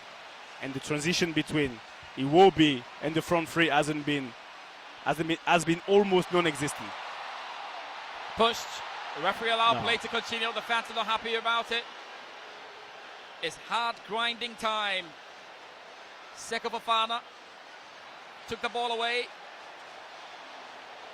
But the referee has called finding freedom for Nigeria, which they take very quickly. Now Nigeria is going to have to put a little bit more pressure to come out. This foul. That's a foul. Ademola Lookman will be happy with that. They would also love to construct something here. This is a very hotly contested final. Nigeria looking for their 4th title. And it must come at the expense of beating the 11 men on the pitch, plus the 60,000 or so here in the stadium. And outside it, this is a glorious opportunity for Nigeria to go up with a second if they can. Nigeria, and it's Ademola Lookman. He's been brilliant in this competition. Ademola delivers, and once again another header from Trusikon. What have you been teaching him back in Spurs? No, what we've been teaching him is desire, determination, commitment. But that's a great ball. Yeah. That's it. He could have done better on a header. I think he went up a little bit too early. But the delivery from Lookman was good. That's the delivery who makes the difference. And now you're going to have a change. His single is going to come out. And Jakite. Umar Diakite. Umar Diakite, who scored the winner, really, in that game against Mali. The final winner, the winner in the 120th minute is going to be coming on. And I thought we were clear with that. Once you saw single coming on, Sergio Ria was going off. Yeah. Now, is it Max Gradel going up for Umar Diakite? No, I don't. Yes, it's Max Gradel. Yeah. Yeah. Gradel and Ori. Yeah. 2 experienced lads. 2 experienced lads, but tired. Tired. They've been on and off the team, and they're not having the best game. They've been experienced, so they could they've been able to really talk to one another, to their teammates, but now they need more legs, they need more energy. Amazing. The crowd are cheering and are happy to see those substitutions. Omar Diakite is a threat down the right hand side, and we're going to see a lot of him down there. So it's interesting, you've got Omar Diakite on your right, you've got Simon Adingra on your left. Yeah, you got pace, you got energy, you got two players that are a bit fearless, they're not going to think too much. So you need those type of player. No, on the other side, why are you trying to always looking to Osimhen? Ivory Coast have managed to score a goal and break their dark. Now, can they win a final in 90 minutes? That will be another record for them. All four went to penalties. Conan. Simon Adingra. Adingra couldn't go around Ola Aina. It's a battle you need to be watching for long. Well, he handled that and then booted that all the way back, and so it will bring on the goalkeeper Fofana. And the Ivorians certainly have their tails up now. The big question will be whether they can go on and get that important goal. Straight, laid on. And that was a quick one there from Alex Iwobi, and then it goes out to showing. Every little play that is in favor of Ivory Coast, the fans are really happy. And it's as if we told you, they are probably beginning to feel like they felt anytime they come back and they win the game. I think that's the feeling that's going through them at the moment. As soon as they equalize, they got the equalizer. You know, it only takes a small thing to just change the course of the game and the way you think. Now it really became tangible. We scored, and all of a sudden you find yourself, I don't know, energized, re-energized, and you think, you know what, we're going to do it again. It's just a matter of time before we're doing it, and I think they're going to take their time to do it, but they might, yeah. Costanou, Sébastien Haller, still with it, ball out and a good cross into the box. Nwabali was there, and Nigeria will begin their own kind of attack on their own there. Onyeka. Ademola Lukman. Ademola finds Onyeka. Back to Ademola Lukman. Completed that triangle to bring on Ola Aina. Alexi Wobi lost that, could not get to it. A poor pass from Ola Aina. And Ivory Coast are back on the front foot. That's the kind of situation Ivory Coast is going to take advantage of. Because Ola Aina was careless on the ball. And this is when you think they're getting a little bit tired, but take advantage of those situations because they're not taking care of the ball properly. Those passes are simple passes, but if you can break off them, that could put you in a great situation going forward. Can Ivory Coast find a way? Can Ivory Coast find a way? Of course they can. Conan with the pass into the penalty box, clearly red this time. Well, a little battle there between Victor Osimhen and Ndika. Yeah, and Ndika is really controlling over Osimhen. When you go down, you've got to settle and make peace between Ndika and Osimhen down there. That's your job. No, that's not my job. The pitch. You don't. I don't know. Why would you make peace? There's a great battle. It's two good athletes, two great players. You know, they're both playing in Italy, so they know each other. They face each other a number of times, and that's a good cross again. But Ivory Coast have it. Seri. Can they send something here? Another cross into the box, but read out this time very well by Calvin Bassong. Yeah. And the fight is on. Yeah, the fight is on. I think Osimhen is going to look to get the best out of Ndika. But Ndika is into his game. You know, like he knows, he's not mourning no more. Osimhen is the one mourning. Yeah. Oh. Beautiful cross. Back post. Into the box now. Adingra. Sébastien Haller. Oh my God. Aka nicely wide. Sébastien Haller almost with what would have been an easy winner there. Wow. Great piece of play on the right-hand side by Singo, by Kessié. We go to the bar line and just chip it. Then Adingra just fight for it, put it back into the box, and Allaire with a bicycle kick, which was the right thing to do, but unfortunately couldn't get the target. That was the right thing to do. Adingra kept the ball alive, and Allaire, and that's why we need Sébastien Allaire in some sort of situation where he can get something out of nothing. Cooling break, and we need it. 57,094. And yeah, the 3,000 is because we can't be 60,000. I don't think we can be 60,000 because when I'm looking around, I don't see any empty seats. Honestly.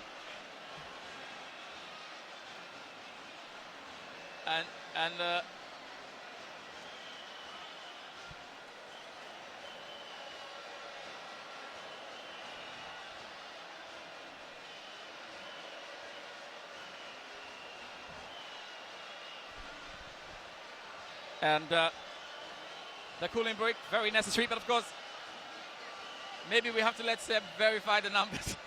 No. Well, 57 is, yeah, maybe. It looks like 60,000 in my view. Well, but anyway. No, I'm wondering, how do they really see that there's 3,000 left? It might be true. Or maybe, I don't know, but I don't know if all the VIPs count. Maybe, I don't know, but you ain't got 3,000 VIPs. For sure. No, I don't think so. Well, yeah. And if trust me, if there's some VIPs left, there's something wrong because people want to be in the VIP seats. Yeah, of course, for sure. Well, so we take it at 57,000, and it's a beautiful sight. The pressure is high. The tension you could see on our screen. You know, we can see things. We can see the fans crying. I mean, this is emotionally really draining. Yeah, very, very, very, very draining emotionally.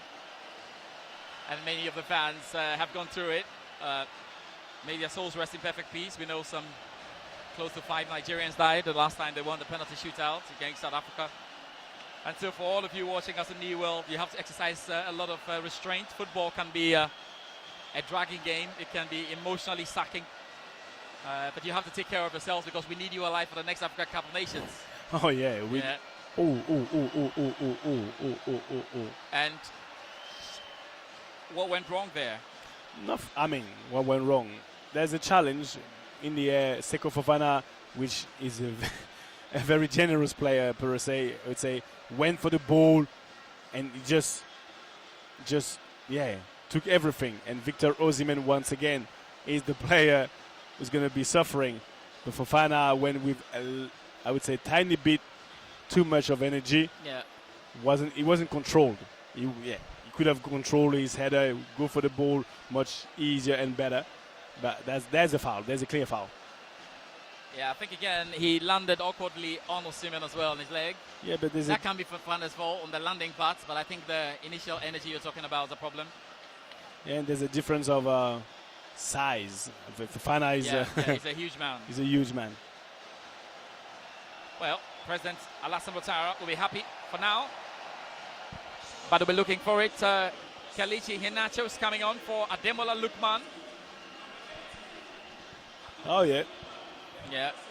Iheanacho, and I think it's another substitution. Alexi Wobi is going off as well. Abdullah. And Al-Hassan Yusuf is coming on. Al-Hassan Yusuf plays his football for Antwerp. 23 years of age, and it's only his 5th appearance. Kelechi Iheanacho plays for Leicester City. Has scored 15 goals for Nigeria. And 52nd appearance today. Well, that's a long one. I was wondering where that was going to, but anyway. He was trying to be clever. They tried to play quick to surprise the non-organized defense of Ivory Coast. But I think the free kick was taken a little bit too quickly. Well, Nigeria We'll have an opportunity here, but of course Seko Fofana is looking to come on. Seko Fofana and Victor Osimhen are all calling to come on. The referees have not said anything. Long one floated. Can Nigeria find a way here? No, goalkeeper Fofana was up to the task this time. Good ball into the box, but a bit further away from the goal, which allowed the defense to recover and not the attackers to be on the end of it. But Kelly Iheanacho came on for a reason. You know, he's got experience. And he's going to have, maybe, let's say, 15 to half an hour to play. Yeah. Or a little bit more. So I think he's got what it takes to bring some energy and, try to support Victor Osimhen as much as possible. 10 minutes to the end of the 90 minutes allocated. But all of that will be plus out of time. And that's been taken nicely. Omar Diakite. Good cross into the box. Here's Wenda. And that's back on. Simon Adingra. Simon Adingra is away. Simon Adingra is the cross. And they've got a goal! Ivory Coast have found the second goal. Another unbelievable moment. Another unforgettable moment. They are close to finishing the dream. They are close to making the dream work. What a goal! And the stadium back bouncing on his feet. Not even too sure. Sébastien, who has fought battles over and over, won the battle against cancer, now looks like he's winning the battle for Ivory Coast. Wow! Now, we said it many, many times. They're doing it again. I don't know who put it in the back of the net, if it's really on goal. But Adingra was put in the best position. He took his defender on.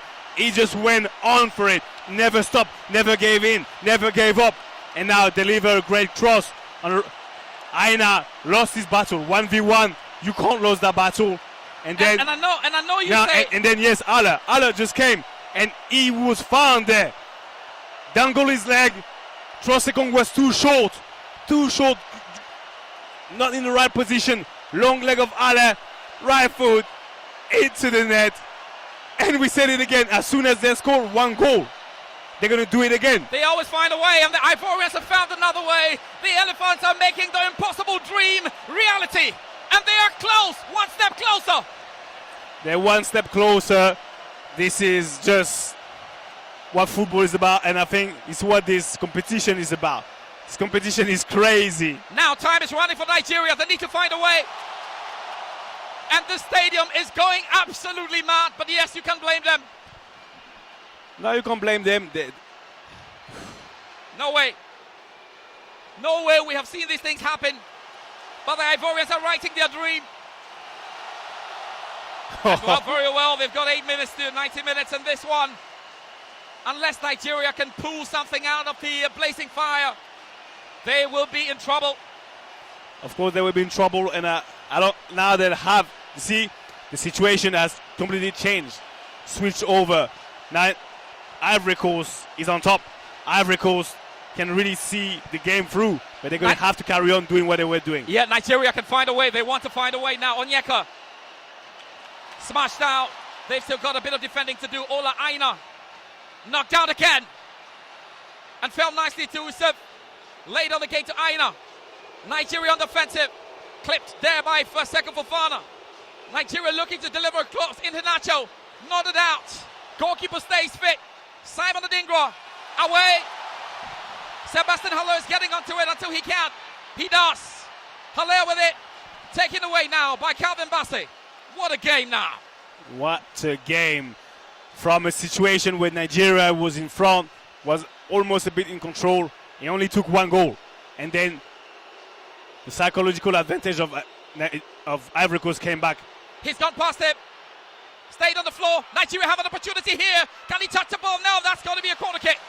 But Nigeria are building the momentum and are looking for the equalizer. Yeah, they're looking for the equalizer.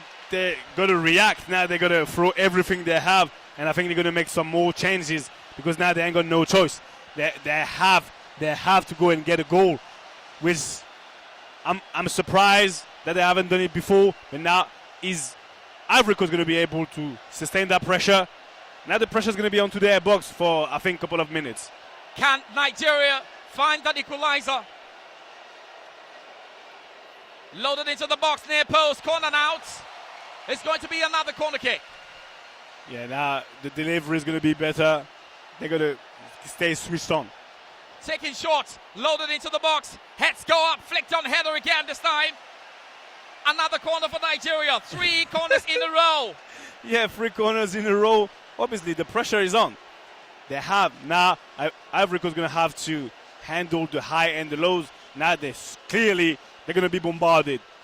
Are they going to be able to sustain that pressure once again? Loaded again. No. And this time it's going out. And the fans are cheering like this was a goal, but it's not. No, that's not. It's going to be very interesting to see the changes that are going to be made. And I think now Nigeria is going to have to get one defender out. Going to have to put maybe 1, 2, 3 people up front and just throw everything. If Ivory Coast is retaining the ball better, they're going to be able to come out of that pressing better and maybe even score a 3rd goal, which would put this game completely to bed. Victor Osimhen is being substituted. Nope. No. Saw him going down there. It's not him. Slight confusion there. Terry Murphy is coming on for sure.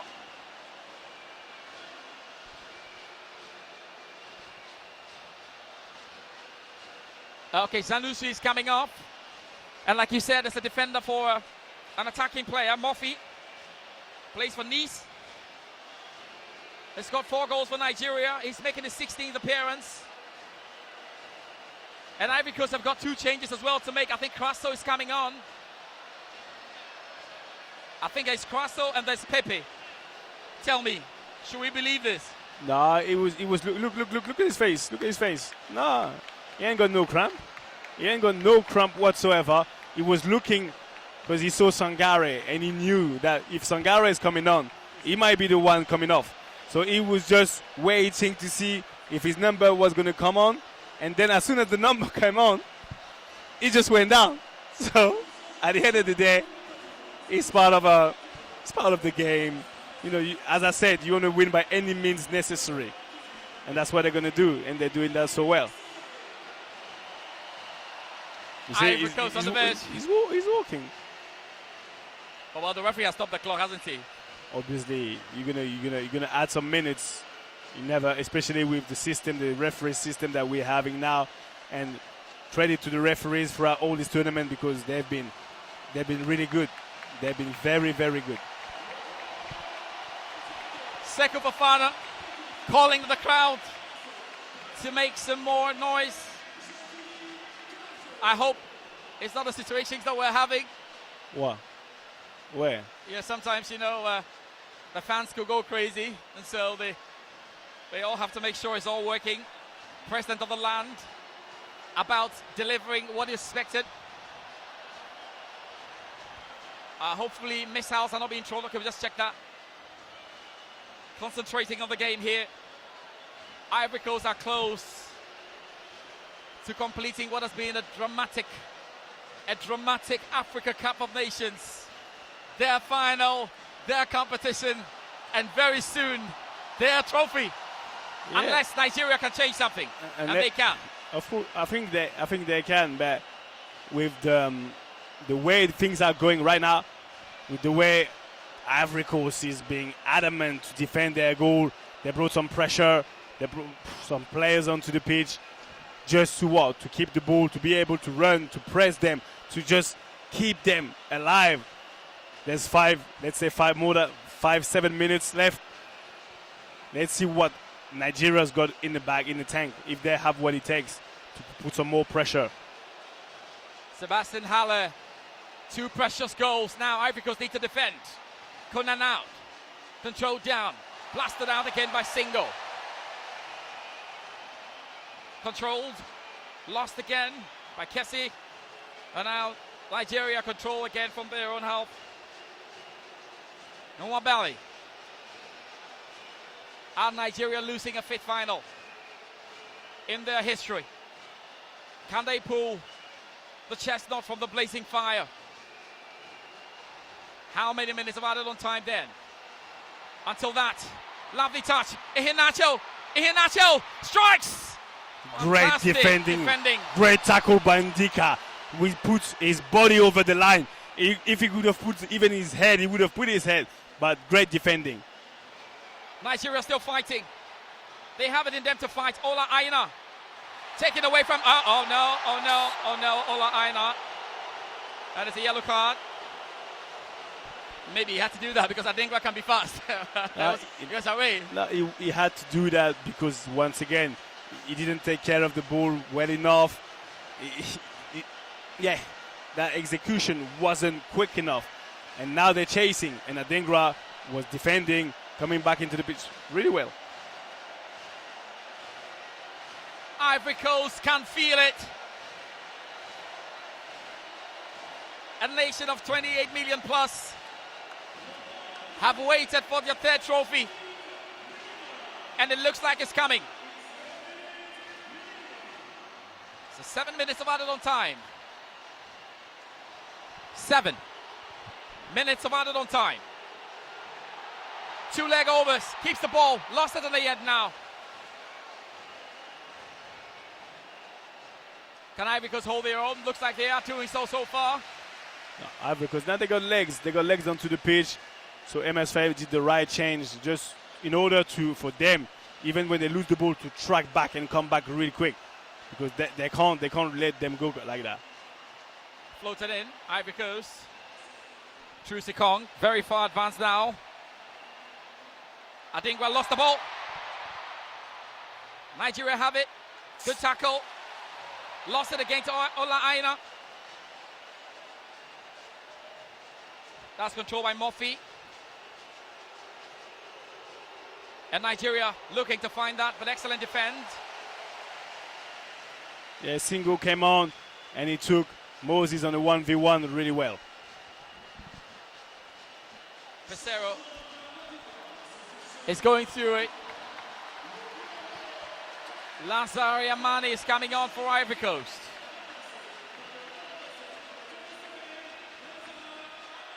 Mikel Seri coming up.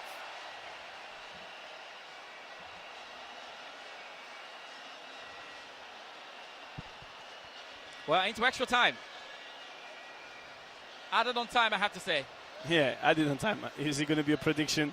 No. Let's see what happens. Game unfolds. Have to clear the lines, they do. Ola Aina brought down. Yeah, free brought kick. down free kick. Which is going to be allowing them to put some pressure onto the box, because now you got 5 minutes left in added on time in order for you to go and get that equalizer. Kanu is worried. Joseph Yobo. Joseph Yobo is worried as well. And that's about it.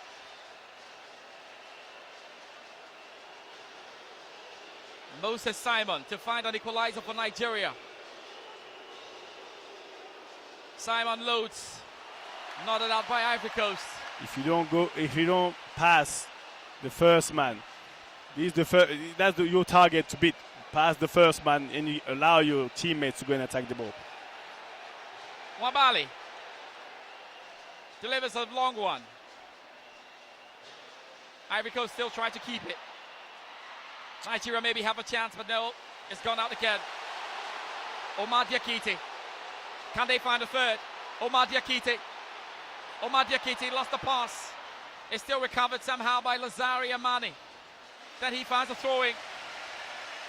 The clock is ticking. Nigeria have to fight for it.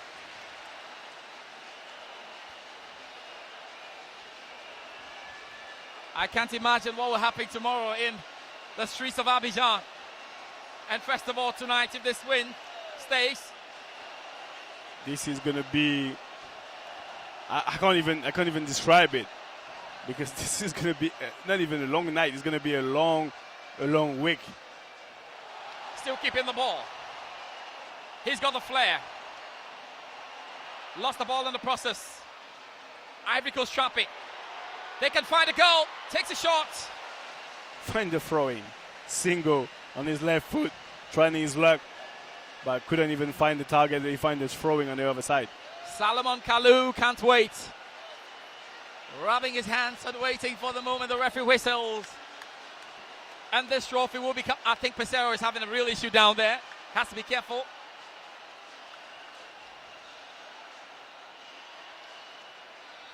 That's a big one. Clearly read again by Ivory Coast. Not a down. Could not quite keep it. Oh, Omar Diakite, and definitely that went out. We're closing in. At this time of the game, you're just going to throw your body. You're just going to make some foul, as many foul as possible. Ivory Coast run to the final and winning it will be stranger than fiction, I tell you, my word. It's going to be crazy. Fantasy and reality merging. Nwabali. Why? Well, that shot smashed out again. Ola Aina.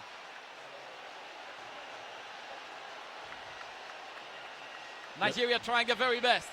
Yeah, of course, now they're gonna lump the ball into the box and try to look for a flick on. But now Ivory Coast, now they're gonna take care of the ball. Look for a free kick. Do something with it. You got another 2 minutes. 2 minutes, unbearable 2 minutes for a lot of people. Unbearable 2 minutes for a whole country. That, I think, just done what they've been doing from the start. From the, let's say, the knockout stage. Yeah. That's what they've been doing all along. Which is turning things around. Yeah, winning free kick. And that is going to be, oh my days. Can Nigeria find a way, or Ivory Coast will complete the dream?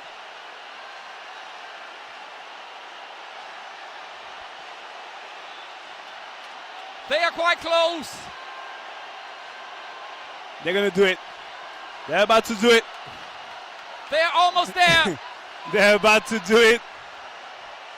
They are almost there.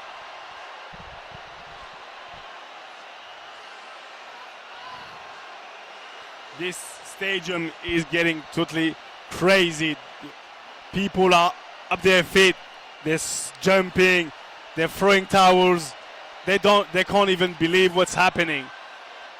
This is a story that is being written, that the Ivorians are writing at the moment. A story which means gives a lot of hope, work ethic, resilience. They are almost there. They're there. Here they are. The whistle is there.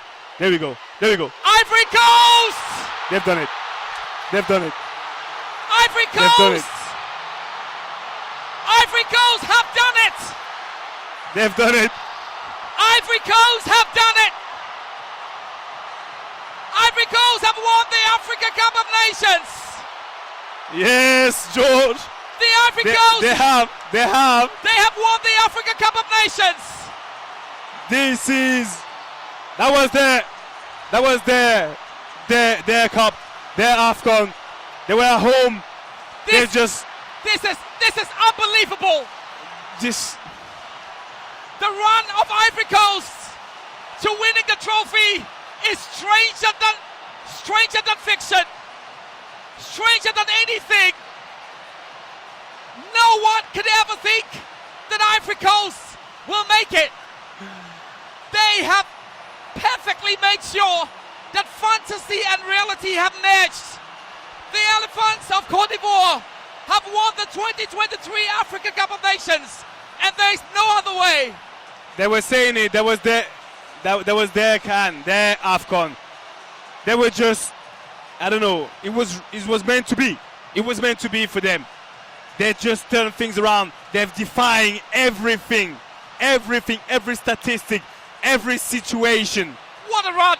What a run! And you can tell every bit of Ivorian now. Ivorian is just over the moon. It's just a testimony of resilience, a testimony of faith, a testimony of just, you know what, when you do things all together, things come to life. And Ivory Coast today, have made it work. They made it work. But They have made it work. it's like if they had to go a goal behind in order to make the magic happen. And that magic happened today. And then they say, where's that? Alassane Ouattara's men came within a hair's breadth of elimination of the group stage. They bounced back after they were buried 3 days and have marched all the way to the final. C'est le coup du marteau. They have won it. Their tournament, their final, their trophy. Les Elephants. Yeah, the elephant, and you can see the disappointment from the Nigerian standing point. They've touched it, they've sensed it, they could have gone it. But once again, I can't even say that they haven't been what they had to do. But it's like it was written like that. It was for Ivory Coast. They were going to win no matter what, and I think they never doubted it. They went for it. They just went on and on again and again. And it's just... How have they done this? I was just thinking, but what an AFCON we've had. We will never see an AFCON like this. We will never see an AFCON like this for its record of goals, for the fury, for the heart-pounding drama, and scarcely digestible truth. Nobody will believe that Ivory Coast will rise after being buried 3 days in the competition to win it. To remain top draw, in fact, is to remain top level, and they've done exactly that. It is the eminence they wanted on the continent, and they have got that via AFCON excellence. What an amazing run. Seb, don't know what to say, don't know what to think, but Ivory Coast have simply defied the odds. And that's the way to do it. I think that's the definition. They've defied the odds. Football is not it's an unpredictable sport. It's something that brings so much emotion. You cannot write what's going to happen. And Ivory Coast today is the living truth testimony of that. That whatever you do in your life, when you do believe, when you are with one another, you can't do anything by yourself. But Ivory Coast today, on the course of the continent and the world, have shown that. So congratulations to them. The trophy stays in Abidjan, in Yamoussoukro, in Korogo, in San Pedro, in Bouaké. Well done, Ivory Coast. What an African Cup of Nations we have experienced. I don't think we're going to see anything like this again. And the host nation once again, except Nigeria, won in the final. Ivory Coast, congratulations. A big thank you to Sébastien. A big thank you to all of you for joining us. Rejoice Yamoussoukro, rejoice Bouaké, rejoice San Pedro, rejoice Ivory Coast. It's your time. It's your time. Rejoice Africa. We're happy that you enjoyed that. We'll see you soon. And you know what? Well done, Ivory Coast. We love football. We love you. And we love NewWorld TV. Bye-bye.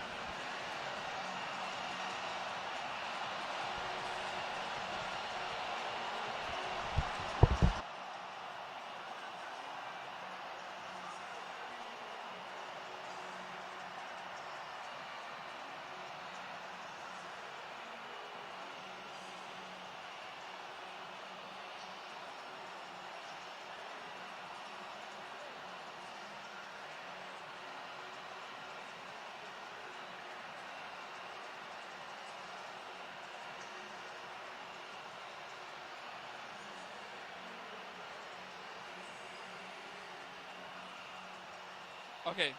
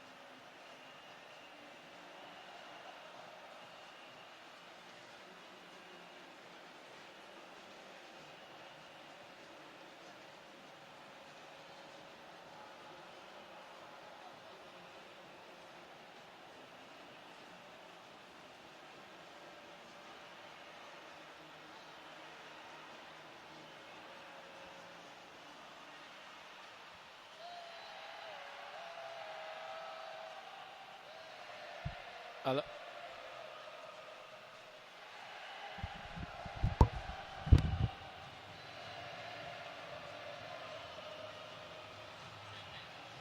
Is it okay now?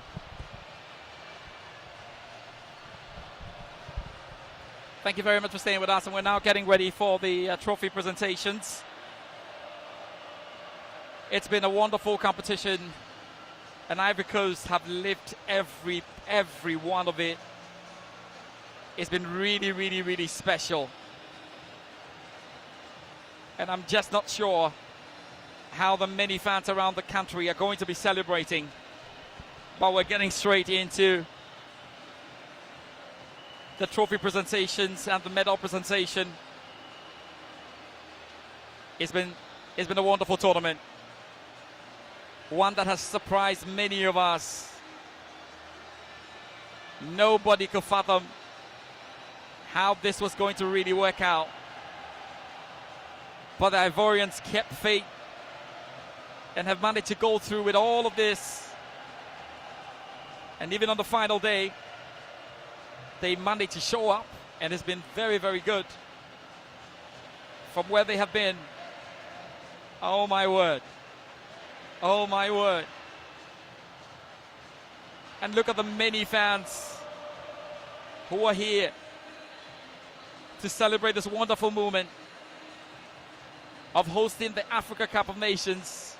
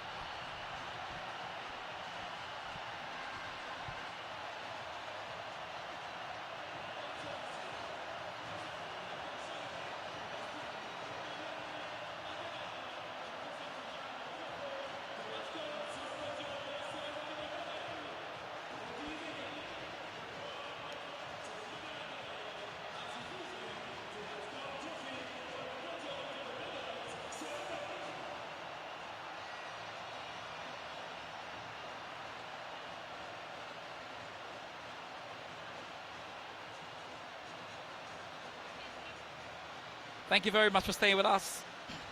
We're now coming over with the trophy presentation and the medal presentation. Emmanuel Adebayo, the African Player of the Year in 2008, and the ex-Togo captain, is holding the Africa Cup of Nations trophy and bringing it close. Waves to the fans, and this is the trophy that will stay. Yes, I can hear you. I have to switch, okay.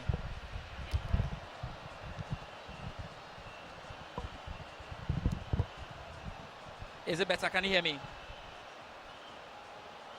Can you hear me now? Emmanuel Adebayo with the trophy.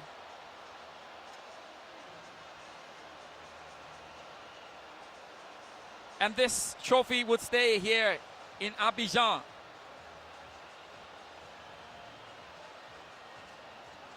Simply unbelievable with the kind of run the Ivorians have had. And we're here to honor their fantastic work. Amazing stuff so far with everything that they've done. Unbelievable. Unbelievable. Victor Osimhen, not the kind of competition that he would have wanted, but he put in his very all. Held the Nigerian side. 26 plus shots on target, but just could score the one. But there were no problems at all. Nigeria will have to be proud of themselves. They made another final after all, and this was final number 8. Just been unfortunate that they have won only 3 of the 8 finals and handed this over to Ivory Coast. But they deserve to be praised. They deserve a special mention for what they have done. It's been an interesting run, and there's just no way you could look over it and say Nigeria didn't do their best. This is the first defeat in the competition. Started with a 1-1 draw with Equatorial Guinea, Nigeria, and then went on to beat Guinea-Bissau and the Ivory Coast. Made it into the round of 16 and knocked out Cameroon.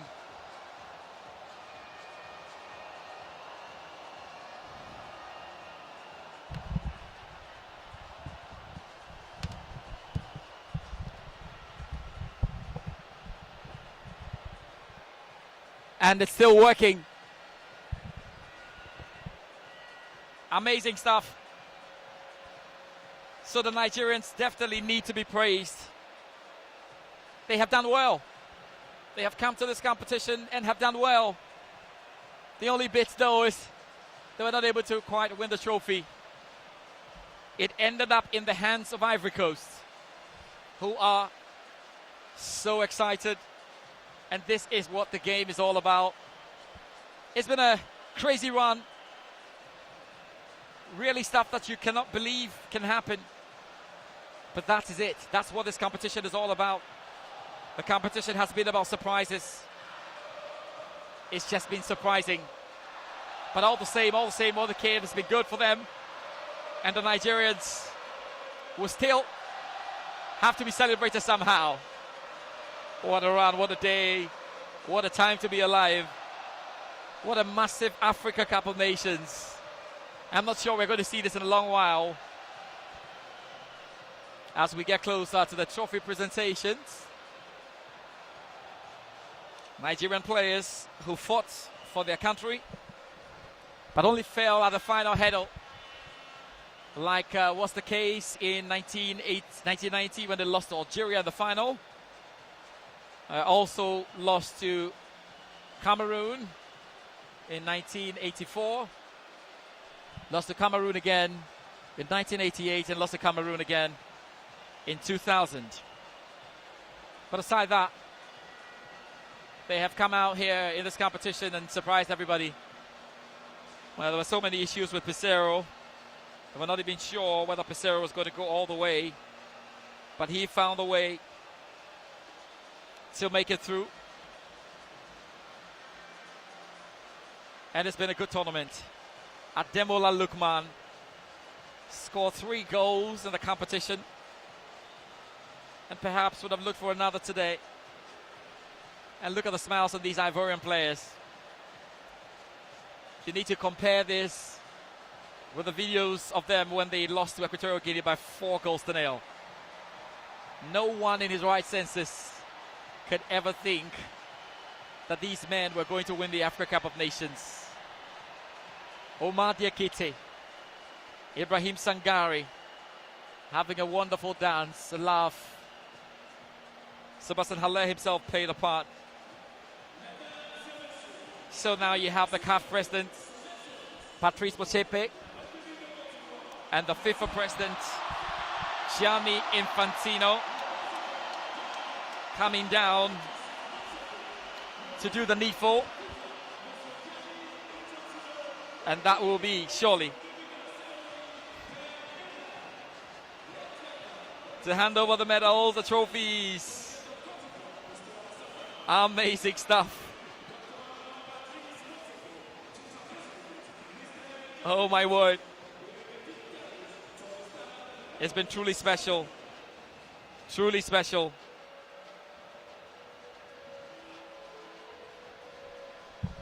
So here we go.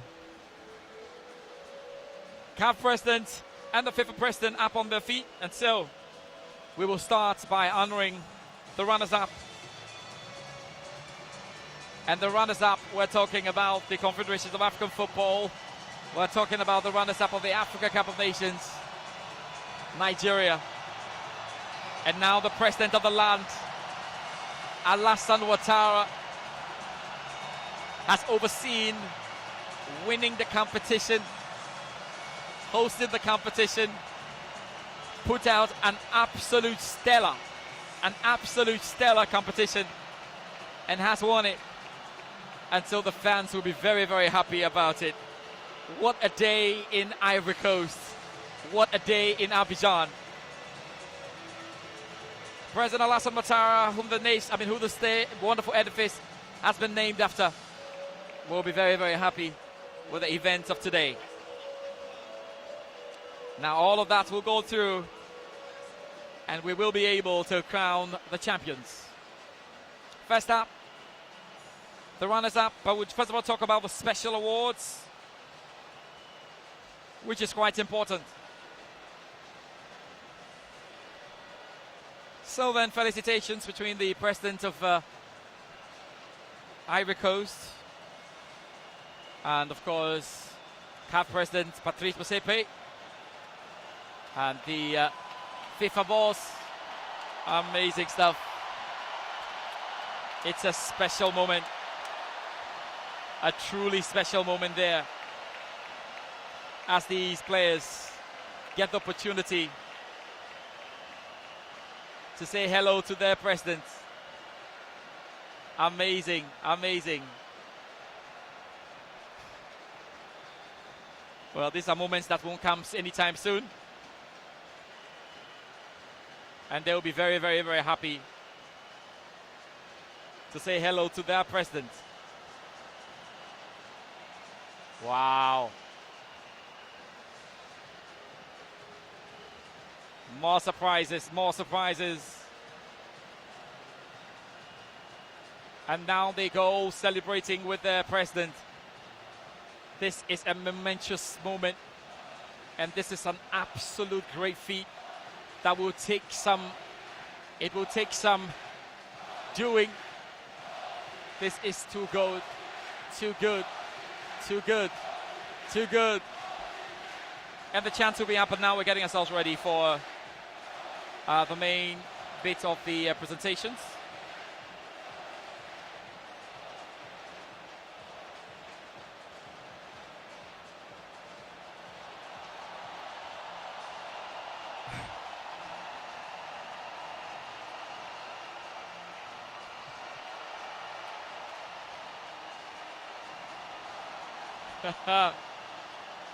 It's all working now.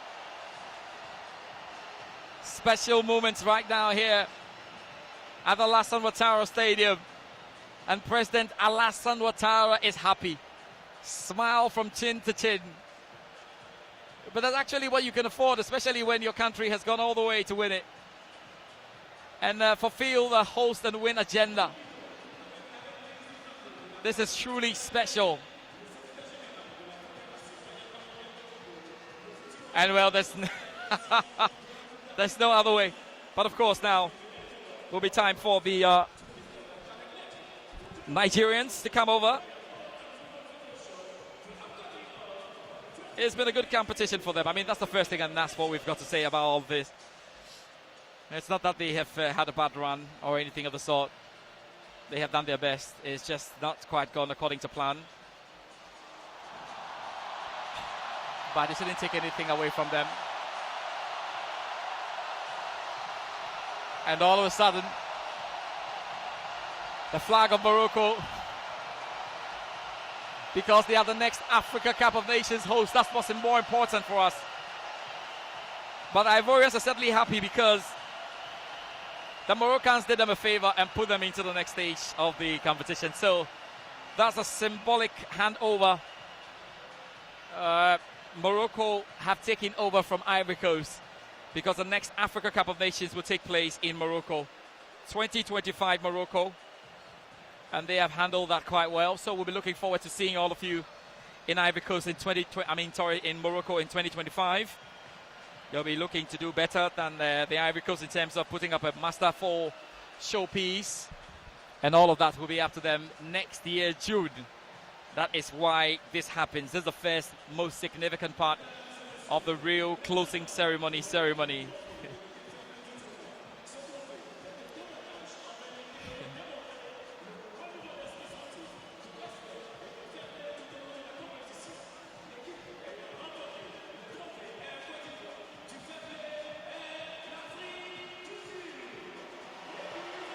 And so now, the goalkeeper of the tournament is going to Ron Williams of South Africa. And I don't think it's a surprise. I don't think it's a surprise at all because, well, he made 4 saves and that was a record. Plus, kept some clean sheets as well for South Africa. So it's been a good one. I think it's been good. Rowan Williams, the goalkeeper of the tournament, very much deserves it. And it's been a special tournament for him as well.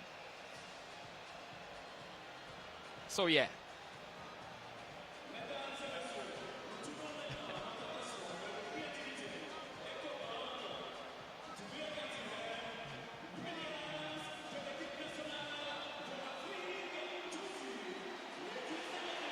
And next, to come for another special award,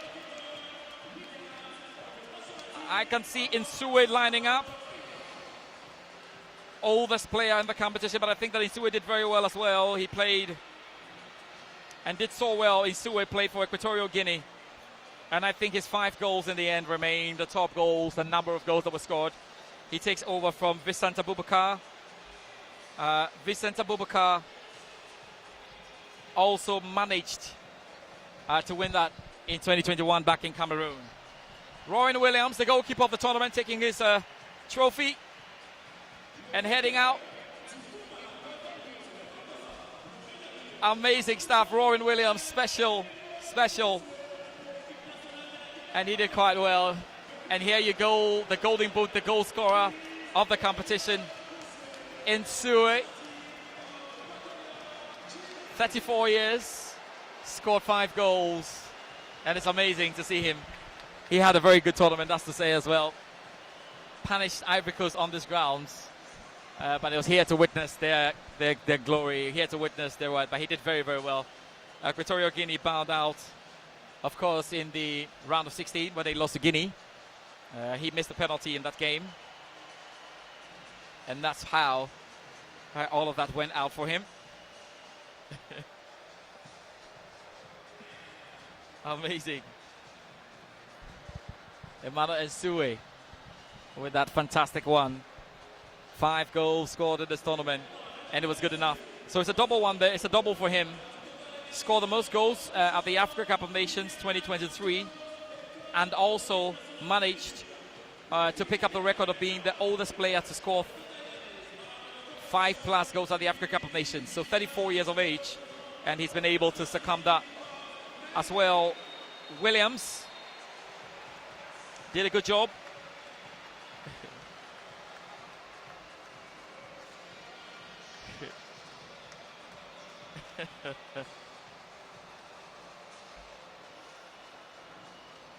Unbelievable.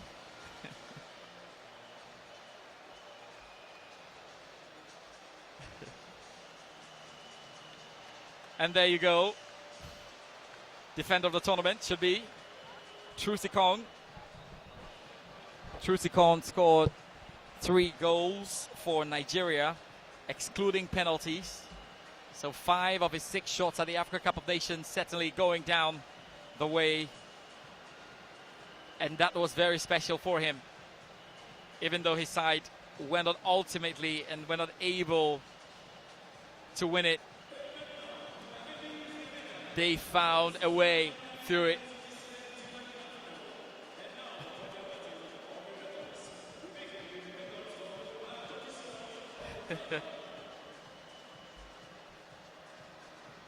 Trusikong, the leader and captain of Nigeria, with that defender of the AFCON award. He did so well. And now the referees led by Dahani. It was a very good and intense final. I thought they did a fantastic job. And this is also to say that all the officials for this competition, I think, did a great job. There were a few issues here and there, but largely the successes of this tournament when it comes to officiating have been sung by everybody around the world, because they did a good job, and especially the application of the VAR has been simply fantastic, and that's why they received a lot of plaudits for the kind of work that they have done. A big congratulations there, and they will be more than happy. So the goal scorer, the golden boot goes to Manasue. Rowan Williams, the goalkeeper of the tournament, and Trusikong, defender of the tournament, and very well, as they deserve it. And the officials for today are after a very good job overseeing the final and ensuring that everything had gone according to plan, will be very, very, very happy with the night's work.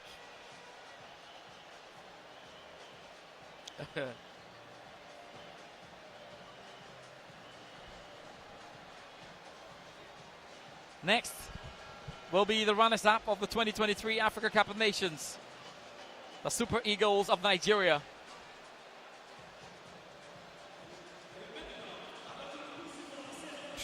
William Paul Trusikong, defender of the AFCON. And it's now time for the officials to shine. And I think we now welcome the bronze medalists, South Africa. They came into the competition as well with very measured expectations, but South Africa made huge performances, beating Morocco, knocking out Morocco, the World Cup semi-finalists, and making it all the way to the semi-final. In fact, even the semi-final, they gave Nigeria a very tough run for their money. Nigeria only beat them via penalties, and that was how they made it into the final. South Africa went on and beat DR Congo by penalties again, but it's been a great tournament for South Africa. And well, they were led by the experienced Hugo Broos, who led Cameroon to win the 2017 Africa Cup of Nations. Under similar circumstances, when nobody expected Cameroon to win the 2017 AFCON, Hugo Broos made it work. And so this will be a huge feather in his cap, how he's allowed the South Africans to come here and really overseen their work to ensure that it works out.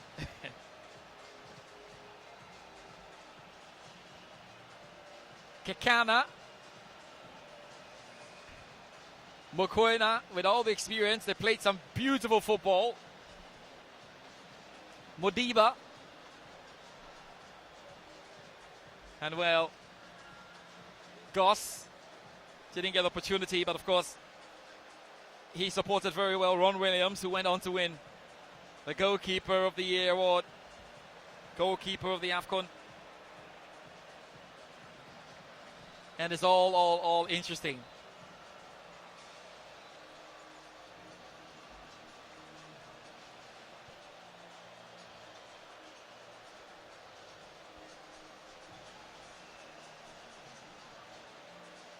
So very soon we'll get them coming through again. That's Hugo Broos, a very experienced man on the African continent. He picks up his second medal in how many years? In a space of 6 years, he's picked up a second medal, because he won gold with Cameroon in 2017 and has gone on to win bronze as well with South Africa. Now we welcome the Super Eagles of Nigeria. Another properly had-for tournament. They gave it their all. They committed themselves to the cause. But they failed at the final hurdle. They lost only one game. Truzikong marshaled the defense and ensured that they only conceded 2 goals. But it's a hard one. It's a sad one. Kelechi Iheanacho came in when he was needed and delivered. Salisu Zaidu also did his best as well. Moses Simon, along with a trio up front, made sure they got their works up and got the important goals to keep them rolling from time to time. Semi Ajayi, another important stalwart in defense. Bright Samuel stepped in when he had to step in, especially when Salisu Zaidu was not available. Calvin Bassong, what a tournament he has had. The Fulham defender has had a fantastic tournament. He was really one of the features in that 3-line defense of Nigeria. Mofitemi came on when he had to and did his part. When Victor Osimhen's legs were tiring, he came on. And the captain, Ahmed Musa, kept his calm even though he wasn't given a lot of time to play in this competition, maybe not. But understood the role of just staying behind. Alexi Iwobi, what a performance in this tournament as well. They came up and showed. They showed up. The Super Eagles showed up, even though they didn't win the trophy. This was the 8th final. And they made it all the way. Heartbreak for Nigeria, who were hoping to win their 4th title. But all of that brought to a grand halt. Paul Onachu did his best. Nwabali. This story will be told and told again. The Chippa United goalkeeper, out of nowhere, being given the chance, but took his chance very, very well. Ademola Lookman, one of the bright lights of this tournament for Nigeria. 3 goals to his credit. Played his part in the trio up front, the attacking trio up front. Jose Pizarro, a great friend of Jose Mourinho, who was hoping that he would get here. Victor Osimhen, the African Player of the Year, scored the 1 goal but showed so much commitment. It could be tough at times. Samuel Chukwueze did his best in the final. Ola Aina was a fantastic guy flying out to the right side. And well, the chants from the Ivorian fans, Osimhen, because he's been simply inspirational. His commitment has been over the moon. Unbelievable, simply unbelievable, I tell you. And Jose Pizarro proved his critics wrong. Many said he wasn't good enough for the Nigerian job. Indeed, the results had not come the way they would have expected. But they came to this Africa Cup of Nations and Jose Pizarro surprised everyone. That is the story. That is the story. And that is how far they have come. Amazing. And now, the champions. The Elephants of Ivory Coast. MFI. And his boys, Alassane Ouattara, to receive his man. It's MFI who leads the team, and very right so. A coach was sacked, and he had to step in his first caretaking job. Wow. He's managed to deliver the trophy there for Ivory Coast. Pepe did his best. Karim Konate, when he had the opportunity to go, and he did it. We will never know.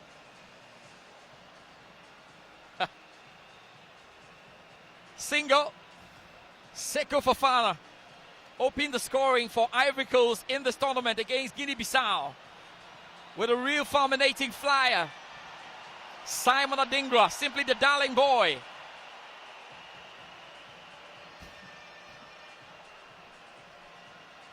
And they lined up, but the storyline of this Ivorian triumph is simply unbelievable. Another one that you could easily fathom. No, not at all. They're getting themselves ready for the trophy. Another kiss, Willy Bolly. Anytime he was called upon, he duly answered the call and was able to get into the defense to make it work out. They stopped the frisky Super Eagles. Jeremy Boga. Lightning in attack. Crasso. A goal to his credit. Yahya Fofana. What a tournament he's had. There were a few halves and puffs though.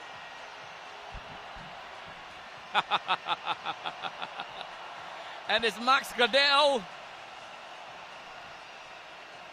with a Moroccan flag. Not because Morocco are hosting the next Africa Cup of Nations, no. Because Morocco did them a favor. Oumar Diakite.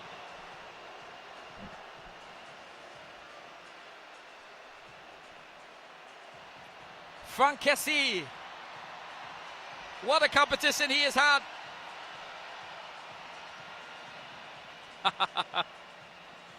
Oh, what an Ivorian dream. Oh, dreamt the impossible dream.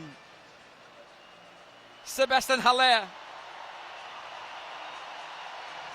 Sébastien Haller. What a dream for him. And Max Gradel, the captain. These are moments that nobody could think about. And the president, Alassane Ouattara, is a happy man. They have made the nation proud. They have made Ivory Coast proud.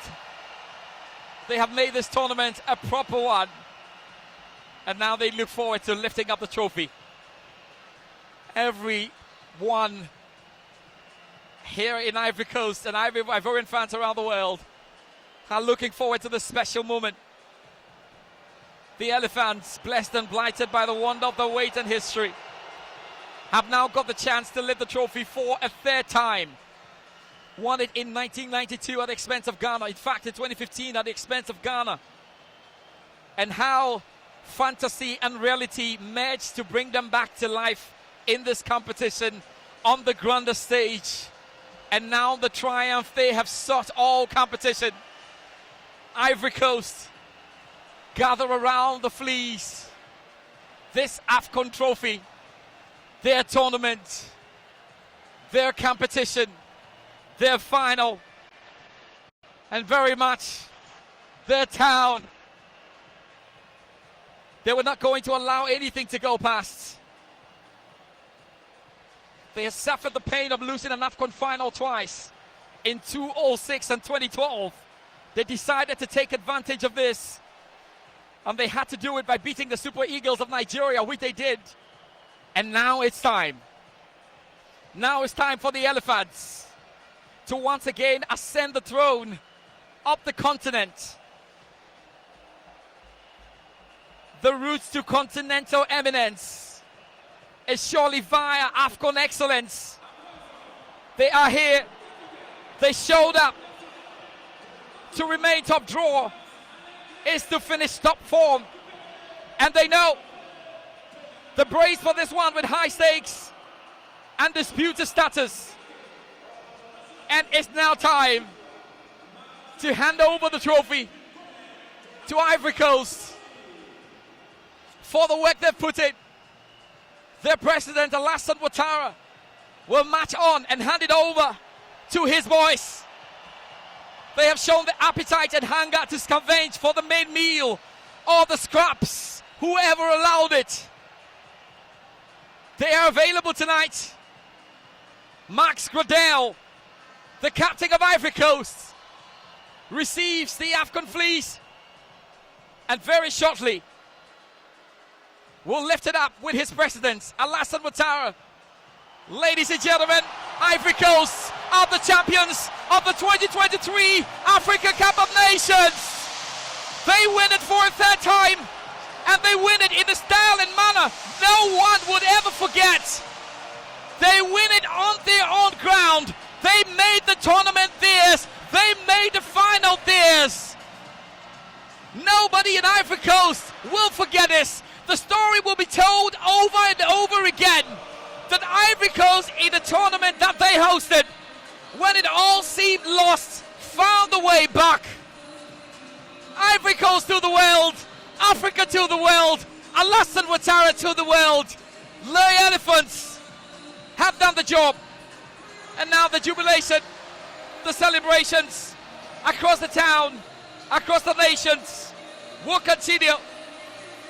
Omar Diakite, of Christian Kwame, of the president and everybody who made this work out. Simply unbelievable. No one could dare them. We thought we saw it coming. But sometimes these wonderful triumphs can be halted at points. But they kept ticking. When they were faced with the challenge of beating Senegal, they made sure they went over it. They beat Mali. And then they beat DR Congo.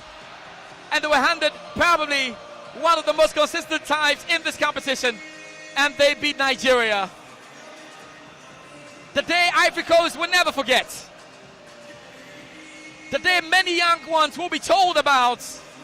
They hosted their competition in 2023 or 2024 and won it. The scourge of getting knocked out in 1984 could not suffice, and they have found a way. Absolutely amazing scenes. It is now time for them to go through it. Just to say goodbye to all of you who have joined us on this wonderful coverage. It's been absolutely fantastic coming away. Those of you who joined us via our other African broadcasts, because we were broadcasting in other African languages.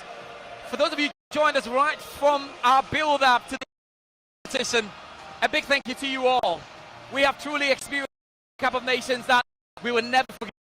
We're definitely back sometime next year with another Africa Cup of Nations, but for now, it's a big bye-bye to you, and congratulations once again to Ivory Coast. Rejoice, every one of you, wherever you are, Ivorians and the Elephants, in Yamoussoukro, in Bouak, in San Pedro, even outside Ivory Coast. This is your time.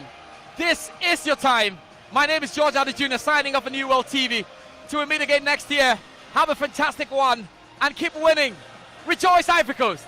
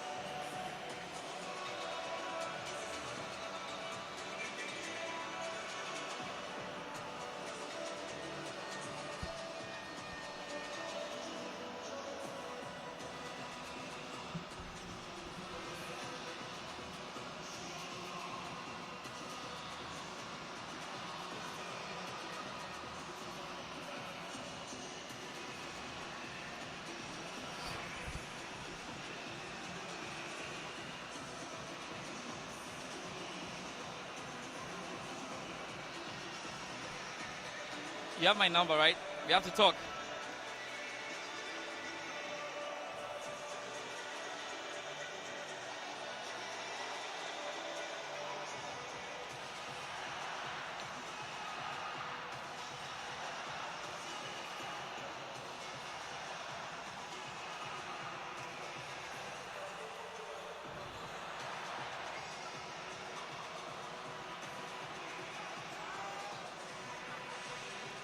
Charlie, everything cool.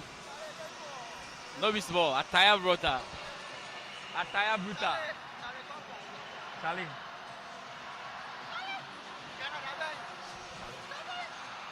Uganda, the Abida, we don't make serious.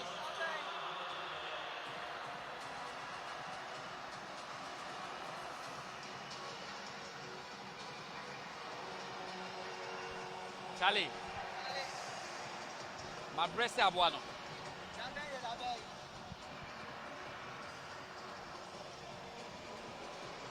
Tire rough. So where you go? Where you go? Oh wow. I go tomorrow. Yeah.